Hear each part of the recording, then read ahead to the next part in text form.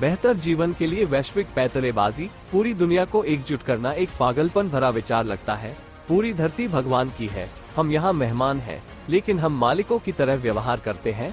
पुरुष बेहतर समझौते के लिए बातचीत करना भूल गए हैं। अगर उन्हें बातचीत करना आता तो दुनिया में कोई युद्ध नहीं होता। हम समझते हैं कि किसी समय हमें अपने कार्यों के गठन की अवधि के लिए सरकार के विभाग का नेतृत्व करना होगा। मानवता का एकीकरण स्पष्ट रूप से लागू किया जाएगा। एकमात्र सवाल ये है, मानवता भविष्य की आपदाओं और त्रासदियों से पहले अब एकजुट होगी, या मानवता वैश्विक दुखद घटनाओं के बाद एकजुट होगी और यह ग्रह पृथ्वी पर जीवित लोगों का केवल एक छोटा प्रतिशत होगा।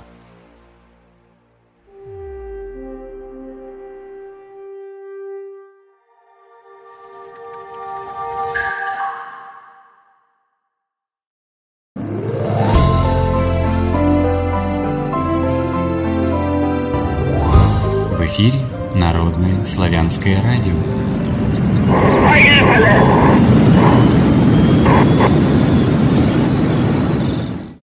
नमस्कार प्रिय श्रोताओं और दर्शकों, आज हमारे वर्चुअल स्टूडियो में विटाली सांचेस काचिकोव है, फिल्म निर्देशक, निर्माता, अभिनेता, संगठन यूनाइटेड ह्यूमैनिटी ऑफ मदर अर्थ के संस्थापक। हाय विटाली। सभी को नमस्कार। हमारे यहाँ जर्मन क्षेत्र के पीपुल्स स्लाविक यूनिटी के प्रतिनिधि डेनिस सेरेड्यूक भी हैं, जो people's power sovereign state economy के संस्थापकों में से एक है। Hi Dennis. नमस्कार, शुभ दोपहर। आज के प्रसारण की मेजबानी पीपुल्स स्लाविक रेडियो के मुख्य संपादक और प्रस्तुतकर्ता एलेक्सी ओलोव कर रहे हैं। नमस्ते एलेक्सी। सभी को नमस्कार प्रिय श्रोताओं और दर्शकों, मैं एलेक्सी शेरबेकोव हूँ और आज हम आपको united humanity of mother earth as a new just world विषय पर प्रसारण को सुनने और उसमें भाग लेने की पेशकश करते हैं। बिना देर किए मैं आपको एलेक्स प्रसारण के लिए माइक्रोफोन देता हूं। आज हमने 7 विषयों की घोषणा की है। हम इस प्रसारण पर काफी समय से काम कर रहे हैं और अब हमने इसे करने का फैसला किया है। पहला विषय संगठन का उद्देश्य है, दूसरा विषय दुनिया का नया वैचारिक आधार है, तीसरा हमारी योजनाएं हैं आगे साकार करने के तरीके, समाज को सूचित करने का आर्थिक आधार वगैरह। खैर, और समान लक्ष्यों वाले पहले से मौजूद संगठनों का एक ही प्रणाली में एकीकरण। तो जैसा कि आप देख सकते हैं, ये बेहतर जीवन के लिए एक वैश्विक पैंतरेबाजी है। मैं थोड़ी देर के लिए अलग खड़ा होकर इस पूरी परियोजना की प्रस्तुति सुनना पसंद करूंगा। मेरा सुझाव है कि विटाली और डेनिस इसमें शामिल हों और इन विषयों पर विस्तार से चर्चा करें और खुलासे के बाद मैं, एलेक्सी और आप, हमारे सम्मानित रेडियो श्रोता, संचार और बातचीत में शामिल होंगे। चलिए शुरू करते हैं। तो मुझे पहले ही united humanity of mother earth नामक संगठन के संस्थापक के रूप में पेश किया जा चुका है और मैं पहले बिंदु से शुरू करना चाहूंगा। मैं इसे पढ़ूंगा। यह एक नई विश्व व्यवस्था के निर्माण में प्राचीन ज्ञान के आधार पर मानवता का एकीकरण है। हम धीरे धीरे मानव जाति को गुलामी और बेकार अस्तित्व से मुक्त करते हैं, प्रकृति और ब्रह्मांड के साथ सद्भाव में रहने वाले परोपकारी लोगों का समाज बनाते हैं, साथ ही प्रत्येक व्यक्ति में पुरुष और महिला ऊर्जा प्रवाह का सामंजस्य बनाते हैं। मुझे एहसास है कि बहुत से लोगों के मन में ये सवाल होगा, जब स्लाव भी एकजुट नहीं हो सकते और यह पूरी मानवता का एकीकरण है, तो लोगों ने इस तरह की वैश्विक परियोजना कैसे शुरू की। हम आज की स्थिति में देख सकते हैं, जब पूरी मानवता राजनीतिक, धार्मिक, आध्यात्मिक, नैतिक और कई अन्य पहलुओं में इतनी बिखरी हुई है।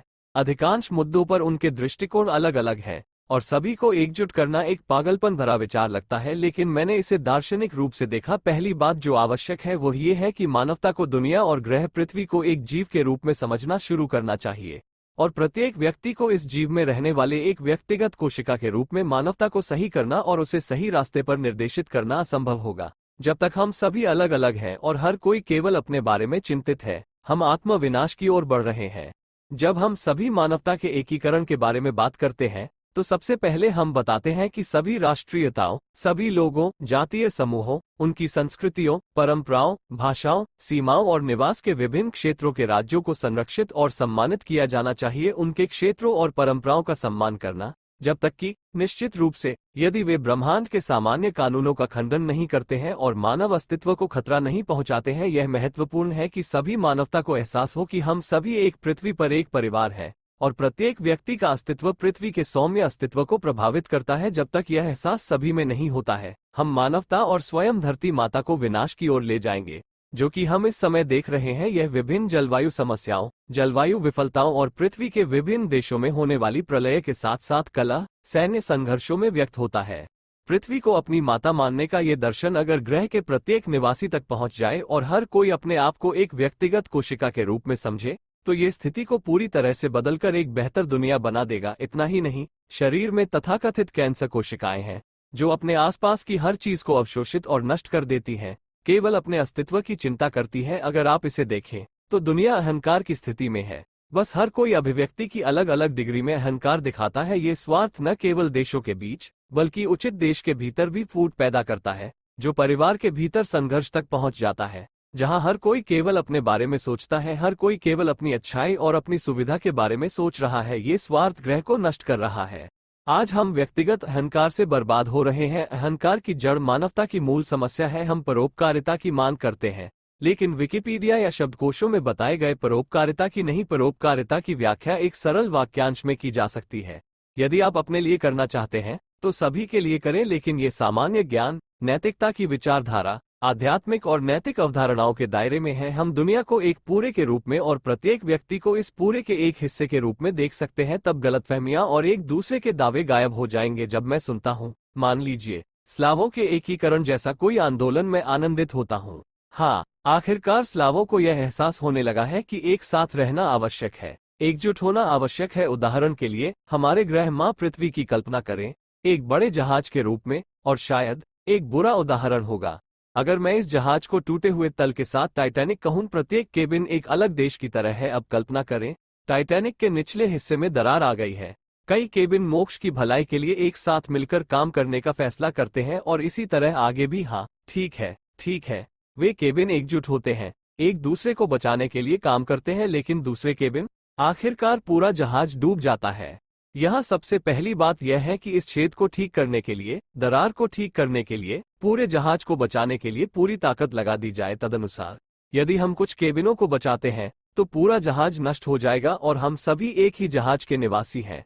इसलिए, जैसा कि वे कहते हैं, केवल स्लावों को बचाना और सही दिशा में निर्देशित करना भी एक प्रकार का अहंकार है, क्योंकि हम केवल अपने बारे में सोचते हैं। हम स्लाव हैं। और इसी तरह कल्पना कीजिए कि यदि अफ्रीकी गणराज्य केवल अपने बारे में चिंतित होते और पूरी दुनिया आध्यात्मिक और नैतिक रूप से, आर्थिक और राजनीतिक रूप से मर रही होती और हर जगह युद्ध होते, अफ्रीका एकजुट होता और बस उनका जीवन अच्छा होता, उनका जीवन शांतिपूर्ण होता और उन्हें बाकी दुनिया की परवाह नहीं होती। परिणामस्वरूप, जो लोग परजीवी विचारों के साथ और परजीवी प्रबंधन के तहत रहते हैं, वे पूरे ग्रह को नष्ट कर देंगे और केवल अपने महाद्वीप पर केवल एक अफ्रीका का उद्धार बेकार हो जाएगा, क्योंकि पूरा ग्रह मर जाएगा। अगर ये सब परमाणु युद्ध की बात आती है, जो वास्तव में अब विश्व सरकार के राक्षसी अधिकारी हमारे ग्रह को धकेल रहे हैं। तदनुसार, हम समझते हैं कि टाइटैनिक पर कुछ केबिन बचाने से कोई फायदा नहीं होगा। हमें एकजुट होने की जरूरत है, स्लाव, लेकिन साथ ही इस एहसास के साथ कि हमें पूरे ग्रह, पूरी दुनिया को एकजुट करने की जरूरत है। ऐसे अन्य लोग भी हैं जो शांति और सद्भाव में रहना चाहते हैं, आर्थिक स्थिरता चाहते हैं, प्रत्येक व्यक्ति की सभी बुनियादी जरूरतों को पूरा करना चाहते हैं, भौतिक दृष्टि से कल की चिंता नहीं करना चाहते, क्योंकि पृथ्वी ग्रह पर कोई भी व्यक्ति, चाहे वो किसी भी देश में रहता हो, सबसे पहले अपना अधिकांश समय जीवनयापन के साधनों की तलाश में लगाता है। और रोजमर्रा की सुविधाओं की इस दौड़ में लोग आध्यात्मिकता को भूल जाते हैं, क्योंकि उनके पास समय नहीं बचा है। हम जो मुद्दे उठाएंगे उनमें से एक है काम के घंटों की संख्या। यह आज के प्रसारण के विषयों में से एक होगा। सामान्य तौर पर पूरे ग्रह पर सभी लोग एक जैसे हैं। मैंने अपना ज्यादातर जीवन रूस से बाहर बिताया है। मैंने 20 साल की उम्र में अपना देश छोड़ दिया था और अब मैं 48 साल का हूं। इसलिए मैंने अपना ज्यादातर जीवन विदेश में बिताया है और इन वर्षों में विभिन्न राष्ट्रीयताओं, विभिन्न प्रतिनिधियों और लोगों के साथ संवाद करने के दौरान, जिनसे मैंने संवाद किया है, मैं देखता हूं कि हम सभी एक जैसे हैं। हम सभी एक ही चीज चाहते हैं, एक अच्छा मजबूत परिवार, एक अच्छा जीवन साथी। हम सभी चाहते हैं कि हमारे बच्चे अच्छी तरह से खाएं और अच्छी तरह से सुसज्जित हों। हम सभी एक ही चीज चाहते हैं, हम सभी शांति चाहते हैं। हमारे सिर के ऊपर एक शांतिपूर्ण आकाश, स्थिरता और बुनियादी घरेलू जरूरतें पूरी हों। लेकिन किसी कारण से कुछ जमीन के टुकड़ों के लिए कुछ संघर्ष, कलह, युद्ध होते हैं जो किसी और के नहीं बल्कि भगवान के हैं। इसलिए जब सवाल उठता है, ये जमीन हमारी है या ये हमारी जमीन है, पूरी जमीन सर्वशक्तिमान निर्माता भगवान की है, तो हम यहाँ मेहमान हैं, लेकिन हम मालिकों की तरह व्यवहार करते हैं। सबसे पहले हमें याद रखना चाहिए कि हम इस जमीन पर मेहमान हैं, हम यहाँ अनुभव प्राप्त करने आए हैं। इसलिए हमें उसी तरह से व्यवहार करना चाहिए जैसे हमें आमंत्रित किया गया था और खुद को योग्य दिखाना चाहिए। लेकिन हम जैसे ही हमें 70-100 साल जीने का मौका दिया जाता है, जब तक ये हमें दिया जाता है, हम शासन करना और लड़ना शुरू कर देते हैं। तदनुसार कल्पना करें कि हम इस धरती पर कैसे दिखते हैं, बहुत ही बेशर्म मेहमान और पागल। इस मामले में हमारा संगठन सभी मानवता को ये जागरूकता लाने के लिए बनाया गया था कि हम पहले स्थान पर यहाँ मेहमान हैं, हम सभी एक परिवार हैं और धरती माँ हमारी माँ है जिस पर हम पैदा हुए हैं। इसे विभाजित करना सरासर पागलपन है। हाँ, प्रत्येक राष्ट्र की सांस्कृतिक विशेषताओं, परंपराओं, उनकी भाषाओं को संरक्षित और सम्मान देने के लिए प्रत्येक राज्य की सीमाओं को संरक्षित करना अनिवार्य है। यह अत्यंत महत्वपूर्ण है, लेकिन साथ ही हमें इसे शांतिपूर्ण तरीके से करना चाहिए और सभी मानवता के बेहतर जीवन के लिए बातचीत करने में सक्षम होना चाहिए। और यहाँ आज की मानवता की मुख्य समस्याओं में से एक है, सबसे पहले पुरुषों से संबंधित। पुरुष भूल गए हैं कि निष्पक्ष शर्तों पर बातचीत कैसे की जाती है। अगर उन्हें पता होता कि यह कैसे करना है तो कोई युद्ध नहीं होता। और वास्तव में मैं डेनिस को ये बात बताना चाहूंगा, जो घोषणा पत्र से कुछ लेखों की घोषणा कर सकते हैं, जिसे पहले से ही हमारे संगठन यूनाइटेड ह्यूमैनिटी ऑफ मदर अर्थ द्वारा विकसित किया गया है, अर्थात समन्वय केंद्र इनर सर्कल। और इस केंद्र के सदस्यों की परिषद ने एक घोषणा पत्र विकसित किया है जिसमें कई बिंदु शामिल हैं। आप इसे हमारी वेबसाइट पर पूरा पढ़ सकते हैं, जिसे आप मेरे सिर के ऊपर देख सकते हैं, www.uhme.io। तदनुसार जो कोई भी प्रसारण के बाद चाहे और इच्छुक हो, वो हमारी वेबसाइट पर जा सकता है और वहां पूरी घोषणा पढ़ सकता है। और अब मैंने बिंदु 1.1 को आवाज दी है और मैं डेनिस, आयोजन बोर्ड के एक सदस्य को सुझाव देता हूं कि वे 1.1.2 से शुरू करते हुए निम्नलिखित बिंदुओं को आवाज दें, जो वास्तव में हमारे संगठन का सार प्रकट करते हैं। मैं परोपकारिता के बारे में एक और बात जोड़ना चाहूंगा कि यह एक नई परोपकारिता है जिसे हम स्थापित कर रहे हैं। ये बड़े अक्षरों में लिखी गई ऐसी परोपकारिता है जब परोपकारी ईश्वरीय प्रावधान के अनुरूप सुरक्षा, संरक्षण और सुधार करने में सक्षम होता है। लेखों के बारे में ये हमारे घोषणा लक्ष्य हैं। खंड 1.1.2 में एक बार मैं कहना चाहता हूं कि घोषणा वर्तमान काल में लिखी गई है। इसका मतलब यह नहीं है कि हमने पहले ही सब कुछ समाप्त कर दिया है, लेकिन हम इसे पहले ही प्रस्तुत कर सकते हैं और यह पहला कदम है। घोषणा को पूर्णता के अनुसार संशोधित किया जाएगा। हम इस प्रक्रिया को शुरू करते हैं और जो लोग सक्षम हैं और हमारे साथ जुड़ने की इच्छा रखते हैं, वे हमारे साथ जुड़े और हमारी प्रक्रिया, हमारे इरादे को मजबूत करें। यही महत्वपूर्ण बिंदु है।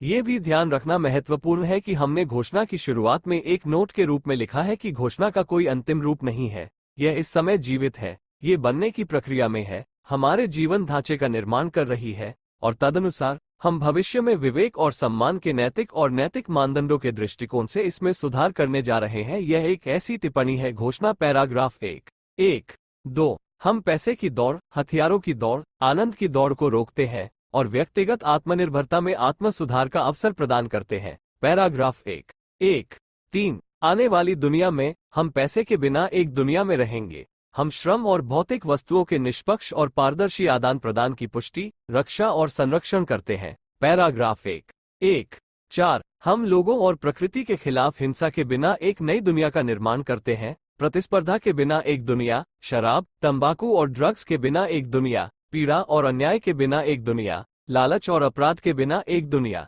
पैराग्राफ 1.1.5 बुनियादी मूल्य है मानव जीवन, प्रकृति और उसके निवासी, धरती माता और ईश्वरीय प्रावधान। पैराग्राफ 1.1.6 मानवता का उद्देश्य पूरे ब्रह्मांड के साथ प्रेम, भाईचारे और परोपकारिता के साथ सद्भाव में रहना है। आइटम 1.1.7 मिशन और लक्ष्य लोगों और प्रकृति के बीच, लोगों और निर्माता के बीच सद्भाव में सामंजस्यपूर्ण संबंधों की स्थापना।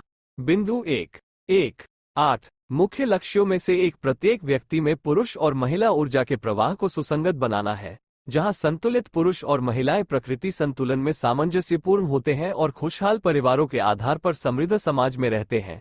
मैं इस विषय पर थोड़ा विस्तार करना चाहता हूं। प्रत्येक पुरुष और महिला में मर्दाना और स्त्रैण ऊर्जा होती है। उनके संतुलन के उल्लंघन से उनके गुणों और गुणों का ह्रास होता है, जो पुरुषत्व और स्त्रीत्व को विकृत करता है। अधिक मर्दाना ऊर्जा वाली महिला मर्दाना कार्यों को उस तरह से पूरा करने में सक्षम नहीं होती है जिस तरह से ऊर्जावान रूप से संतुलित पुरुष करता है। वहीं अधिक स्त्रैण ऊर्जा वाला पुरुष स्त्रैण कार्यों को उस तरह से पूरा करने में सक्षम नहीं होता है जिस तरह से ऊर्जावान रूप से सही ढंग से संतुलित महिला करती है। पुरुष और महिला का विकृत ऊर्जावान संतुलन, यानी उनकी पुरुष और महिला ऊर्जा के संदर्भ में असंतुलन, आधुनिक समाज में सभी समस्याओं की जड़ है। निम्नलिखित अनुच्छेद 1 9. जब हम समस्त मानवता के रूप में आध्यात्मिक और नैतिक शिक्षा की पूर्ण पर्याप्तता और एकता की जागरूकता पूरे ब्रह्मांड के साथ सामंजस्यपूर्ण संबंध की स्थिति तक पहुंच जाते हैं, पैसे को श्रम के मानदंड के एक निष्पक्ष और पारदर्शी संकेतक के साथ बदल देते हैं, तब हम न्याय की एक नई दुनिया में आते हैं, एक दूसरे के साथ और धरती माता ग्रह के सभी लोगों के बीच सद्भाव में। इस प्रकार उनकी परंपराओं, संस्कृति और एक दूसरे के साथ जीवन के तरीकों को संरक्षित सामंजस्य करते हैं। नई दुनिया में सभी के पास आत्मपूर्णता में एक सभ्य और पर्याप्त जीवन के लिए एक भौतिक बुनियादी आय है, जहां अमीर और गरीब की अवधारणा आत्मा के क्षेत्र में चली जाती है और भावना सभी के आत्मपूर्णता के प्रयासों पर निर्भर करती है। नई दुनिया में हर कोई महत्वपूर्ण है, हर कोई भगवान की रचना है। पैराग्राफ 2. 1.8 ग्रह पृथ्वी पर मानवता के जीवन का उद्देश्य पृथ्वी पर मानव जाति की निरंतरता है, जो एक उचित और दिव्य प्राणी के रूप में है, जो अपने आप में ईश्वर के गुणों को विकसित करना चाहता है, पूरे जीवित ब्रह्मांड का निर्माण और सहयोग करना। एक निर्माता के डिजाइन के अनुसार पूरे एकीकृत जीव के एक हिस्से के रूप में मानवता का गठन, माँ पृथ्वी और उसके निवासियों की प्रकृति के साथ सद्भाव और संतुलन में अगला बिंदु। हर समझदार व्यक्ति की स्वतंत्र इच्छा आध्यात्मिक उत्थान के मार्ग पर सर्वोच्च मूल्य है, जो हिंसा और गिरावट को बाहर करती है। आपसी सहयोग, आपसी सम्मान, आपसी समझ, आपसी समर्थन और आपसी सहायता एक परोपकारी व्यक्ति को बनाने में मदद करती है, जो दिव्य डिजाइन के अनुसार इस दुनिया की रक्षा, संरक्षण और पूर्णता करने में सक्षम है। यह वो सब है जो हम पहले प्रश्न पर घोषणा से कहना चाहते हैं। मैं और जोड़ना चाहूंगा, यह निश्चित रूप से वर्तमान काल में बहुत घोषणात्मक है, जिसे अभी तक साकार नहीं किया जा सकता है, लेकिन जो साकार किया जा सकता है वो वही है जिसे हम इस समय कहना चाहते हैं। मानव जाति का एकीकरण प्राचीन ज्ञान पर आधारित है। मैं अपनी ओर से जोर देकर कहूंगा कि पिछले 30 वर्षों से खैर, मैं स्लाव के बारे में बात करूंगा, मैं अन्य राष्ट्रों के बारे में बात नहीं कर सकता। अब मैं स्लाव दुनिया के बारे में बात करना चाहता हूं, यानी 30 वर्षों तक, हालांकि कुछ धारणाओं में हमारे स्लाव धाराओं में बहुत असमानता थी। हाँ, हम जीवन के कुछ क्षेत्रों पर सहमत नहीं हो सके, हम इससे सहमत नहीं थे, हमने इसे स्वीकार नहीं किया, लेकिन फिर भी इस प्रक्रिया में हमने ऐसे अनाज एकत्र किए जो शायद अब इन आंदोलनों में एकत्र और बने हुए हैं। अब हमारा काम, जैसा कि हम इन दानों को देखते हैं, उन्हें एक साथ इकट्ठा करना और दुनिया को इन दानों से जीवन संरचना प्रदान करना है, जिसके अनुसार हम वो सब कुछ महसूस कर सकते हैं जो मैंने अभी कहा है। इसके अनुसार मैं ये साझा करना चाहता हूं कि मैं जर्मनी के क्षेत्र में स्लाव लोगों की एकता का प्रतिनिधि हूं, और जब ये परियोजना बनाई गई थी तो मैं परियोजना के पहले रचनाकारों की परिषद का सदस्य था। हमने महिलाओं के साथ मिलकर इस परियोजना की स्थापना की, पूरी दुनिया में टेलीग्राम समूह बनाए। मैं यूरोप के हिस्से के लिए जिम्मेदार था। मैंने यूरोप में 20-30 समूह बनाए, जहां तक मैं कर सकता था। सभी यूरोपीय देशों चैट रूम बनाए, लोगों की स्लाव एकता के समूह बनाए, इस उद्देश्य से कि हम पूरी दुनिया में स्लाव दुनिया को एक दूसरे के साथ सामंजस्य स्थापित कर सकें। इसलिए तदनुसार इस आधार पर हमने ये पता लगाने के लिए 1 साल तक बहुत काम किया है कि हमारा जीवनवाद क्या है। मैंने और एलेक्सी ओलोव ने इसमें भाग लिया और हम इकट्ठे हुए, बैठकें की, हमने ऐसी छवि बनाई है जीवन निर्माण की दिशा, गतिविधि के क्षेत्र की एक डेजी। यदि अवसर मिले तो मैं आपको एक उदाहरण दिखाना चाहूंगा, स्क्रीन का प्रदर्शन करना चाहूंगा और मोटे तौर पर दिखाना चाहूंगा कि यह कैसी दिखती है।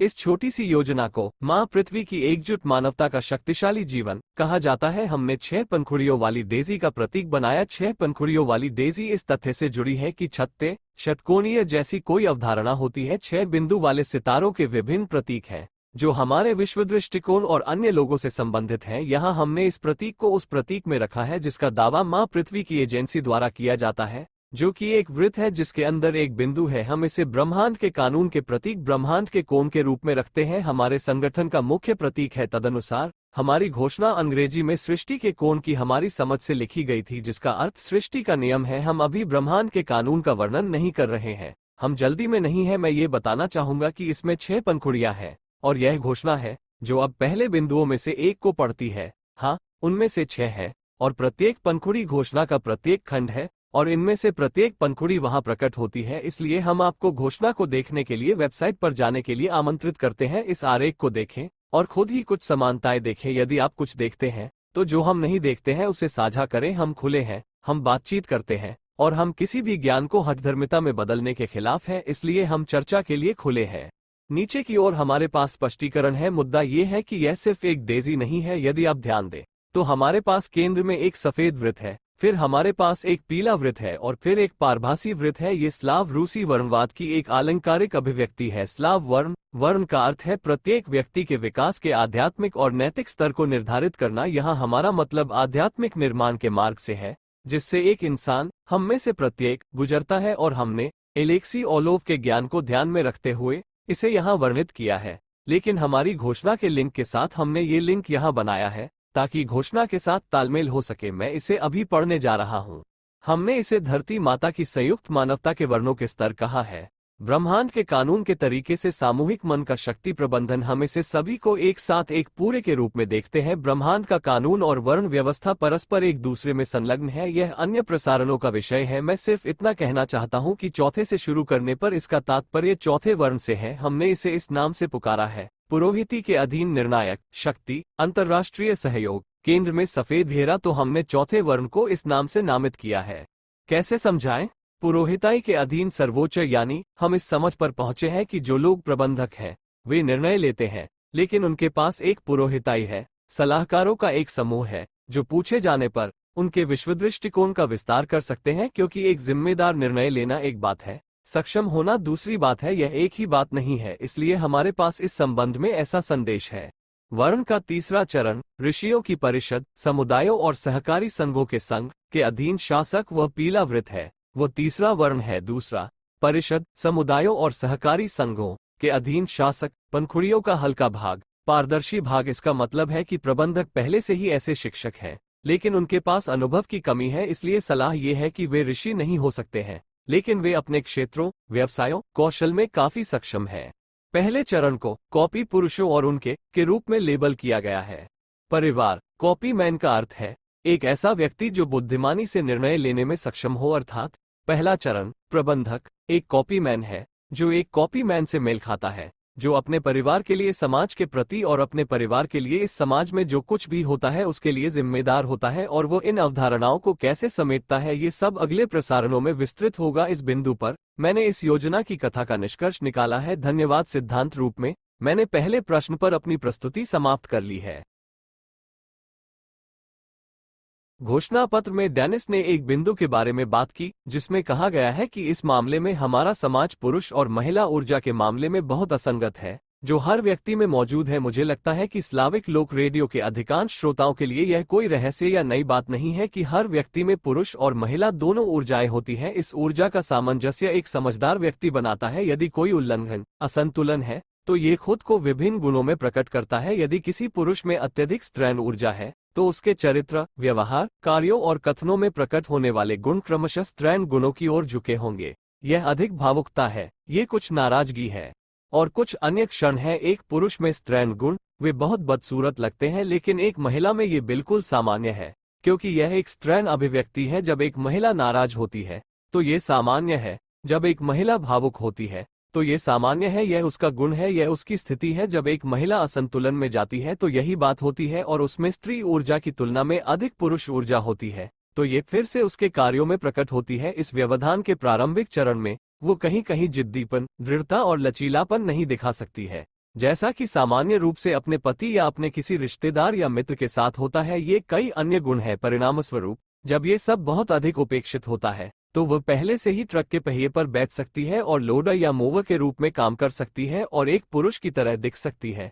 इस मामले में कोई भी पुरुष जो ऊर्जावान रूप से संतुलित है, अपने आप में सामंजस्य रखता है, ऐसी पुरुष दिखने वाली महिला में दिलचस्पी नहीं रखेगा। उचित प्राकृतिक संतुलन में होने के कारण वह ऐसी महिला की ओर आकर्षित नहीं होगा। फिलहाल हम जो देखते हैं वह ये है कि किसी भी देश के समाज का बहुमत, हम केवल रूस के बारे में बात नहीं कर रहे हैं, ये संयुक्त राज्य अमेरिका से भी संबंधित है जहां मैं अभी हूं, ये यूरोपीय देशों से भी संबंधित है कि ग्रह पृथ्वी की अधिकांश आबादी वे असंतुलित हैं। हमारे पास अधिकांश पुरुष हैं जिनमें अधिक स्त्रैण ऊर्जा है और महिलाओं में अधिक पुरुष ऊर्जा है। यह महिलाओं में अंतर्निहित है। सबसे पहले, एक महिला हमेशा वैसी ही होगी जैसी उसके परिवेश में पुरुष है। यदि पुरुष भ्रष्ट होंगे और तदनुसार अपव्ययी होंगे तो महिला धीरे धीरे वैसी ही बन जाएगी। वो हमेशा पुरुषों के परिवेश और पुरुषों के मूल्यों के अनुरूप होती है। तदनुसार यदि हम आज महिलाओं को दोष देते हैं कि उनमें से कई वेश्याओं की तरह कपड़े पहनती हैं और अनुचित व्यवहार करती हैं और खुद को पूरी तरह से भौतिक दुनिया में डुबो देती हैं और केवल भौतिकवाद का पीछा करती हैं,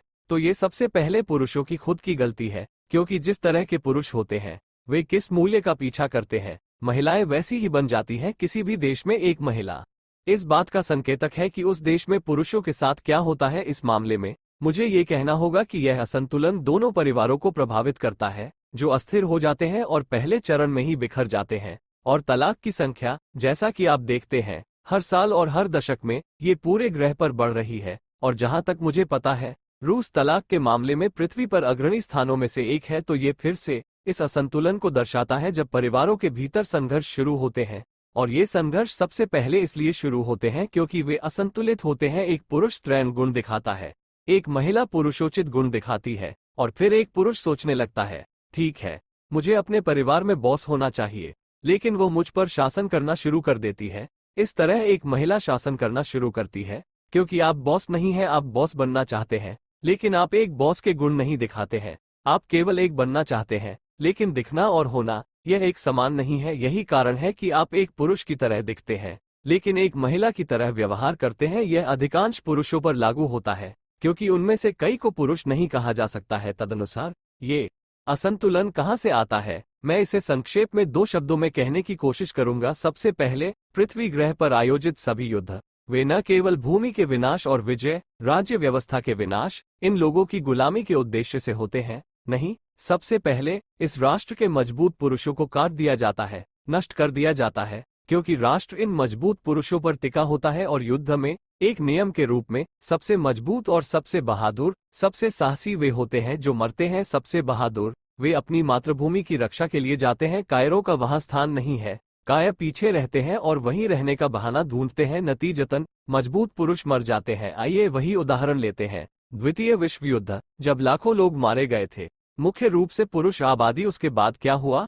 उसके बाद महिलाओं के पास बच्चे रह गए, उनमें से कई के पति युद्ध में मारे गए। अब सभी लोग शहरों में चले गए हैं, लेकिन तब वे अपने घरों, खेतों में रहते थे, अपनी जमीन पर कड़ी मेहनत करते थे। कल्पना कीजिए, एक महिला के पास एक बच्चा भी हो। ये तो बताने की जरूरत नहीं कि XX सदी की शुरुआत में एक परिवार में 2-3 और यहाँ तक कि 9 बच्चे भी होते थे। यह एक सामान्य बात थी। तो इतने सारे बच्चों वाली एक महिला ...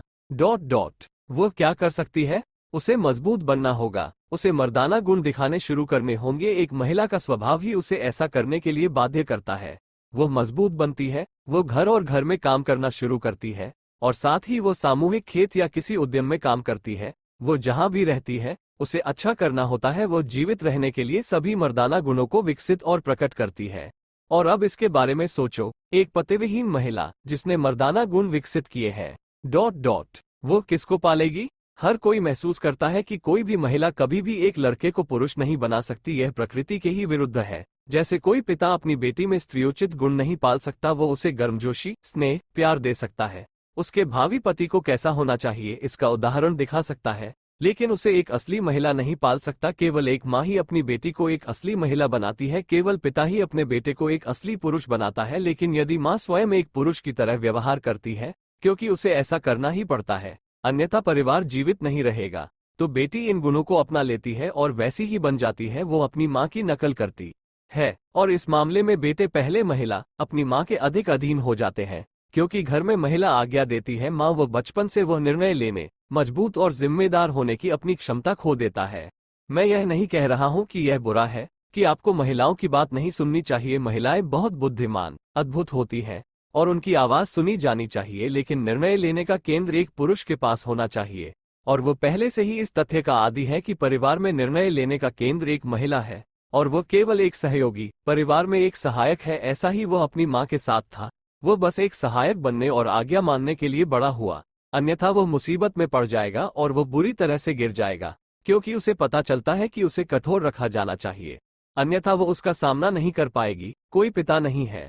ये सब क्या जोड़ता है? ये लड़का बड़ा होकर एक ऐसा आदमी बनता है जो पहले से ही कमजोर है, वो पहले से ही उस अवस्था में है। उसकी शादी हो जाती है और अब वह एक पारिवारिक व्यक्ति है, और उसने जो कुछ भी सीखा है उसका उदाहरण एक टूटा हुआ परिवार है जिसमें ऊर्जा का असंतुलन और कुप्रबंधन है। उसका एक बेटा पैदा होता है, एक बेटी पैदा होती है, और उन्हें एक ही चीज मिलती है। उसकी पत्नी एक ऐसे ही परिवार से आई थी जहां माँ पूरे परिवार को अपनी पीठ पर ढोते हुए शासन करती थी। अंततः उसकी नई पत्नी भी उसी तरह की शासक बन जाती है, और उसे घर पर अपनी माँ द्वारा शासित होने की आदत हो जाती है। वो एक ऐसे परिवार से आई थी जहां उसकी माँ पर उसका शासन था, क्योंकि हर कोई बिना पिता के बड़ा हुआ था। ये अनाथ महिलाएं किसे पैदा करती हैं? एक ही तरह के पहले से ही असंगत बच्चे, और इसी तरह ये चलता रहता है। ये गांठ बड़ी और बड़ी होती जा रही है, और यह सब कहाँ ले जाता है? द्वितीय विश्व युद्ध की शुरुआत से लेकर आज तक देखें, द्वितीय विश्व युद्ध से पहले के पुरुषों को देखें, हर हल चलाने वाला एक योद्धा है। और आज हमारे पास क्या है, इसे देखें। सैन्य भर्ती कार्यालयों को देखें। जब लोग चेकअप के लिए आते हैं तो वे पहले से भी बदतर स्थिति में होते हैं। यह मातृभूमि के लिए है, राज्य के लिए। ये डरावना है। देश की रक्षा कौन करेगा? वे करेंगे। क्या वे ही इसकी रक्षा करेंगे? और अन्य देशों में, मैं यूरोपीय देशों में भी यही स्थिति कहूंगा। संयुक्त राज्य अमेरिका में भी यही स्थिति है। मैं अभी वहीं हूं। मैंने पिछले 3.5 वर्षों में हजारों परिवारों का दौरा किया है। मैं अंदर जाता हूं। मैं परिवार के जीवन के तरीके, व्यवस्था, सब कुछ देखता हूं जो चल रहा है। मैं निश्चित रूप से कह सकता हूं, अमेरिकी परिवारों में जहां मैं गया हूं, 90% मामलों में परिवार में, न केवल घर में बल्कि पूरे परिवार में, सत्तारूढ़ प्राधिकारी एक महिला है। निर्णय लेने का केंद्र महिला है। पुरुष निर्णय नहीं ले सकता। हमेशा एक महिला से पूछता है, वो कुछ भी तय नहीं करता है।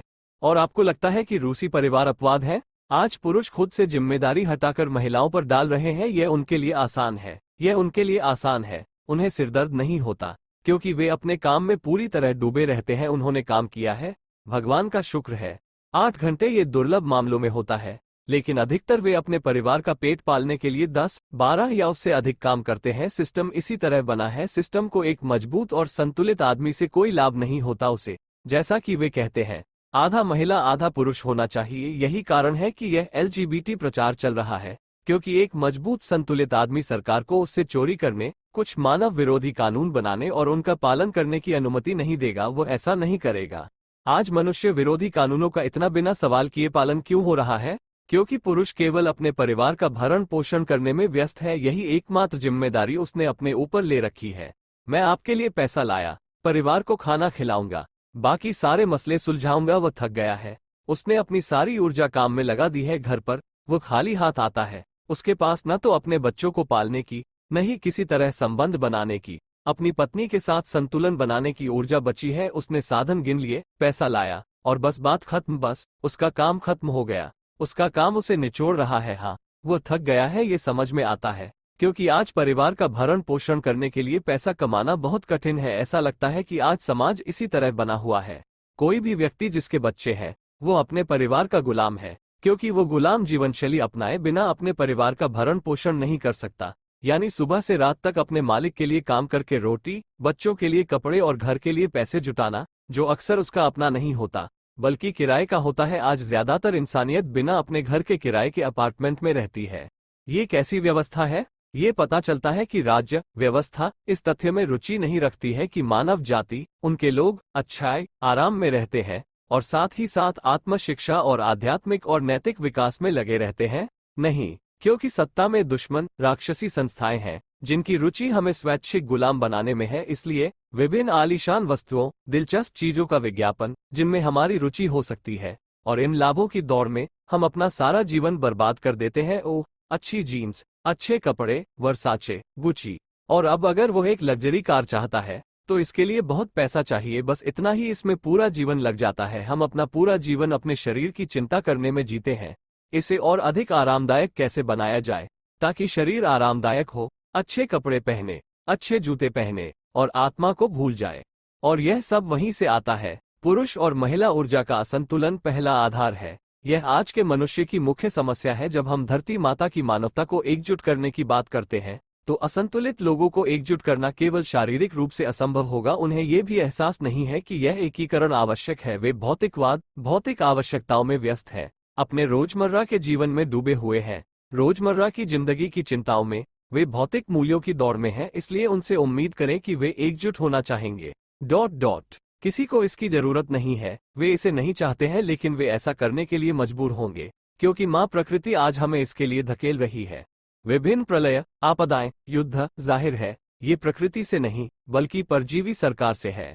इसलिए हम जो मान करते हैं वो स्पष्ट रूप से साकार होगी। एकमात्र प्रश्न ये है कि क्या मानवता आने वाली इन त्रासदियों से पहले एकजुट होगी, या क्या यह इन त्रासदियों के बाद एकजुट होगी और पृथ्वी ग्रह पर मुट्ठी भर लोग बचे रहेंगे। सवाल यह नहीं है कि हम एकजुट होंगे या नहीं, बल्कि यह है कि हम में से कितने लोग एकजुट होंगे और कितनी जल्दी लोग ये समझेंगे कि एकजुट होना जरूरी है।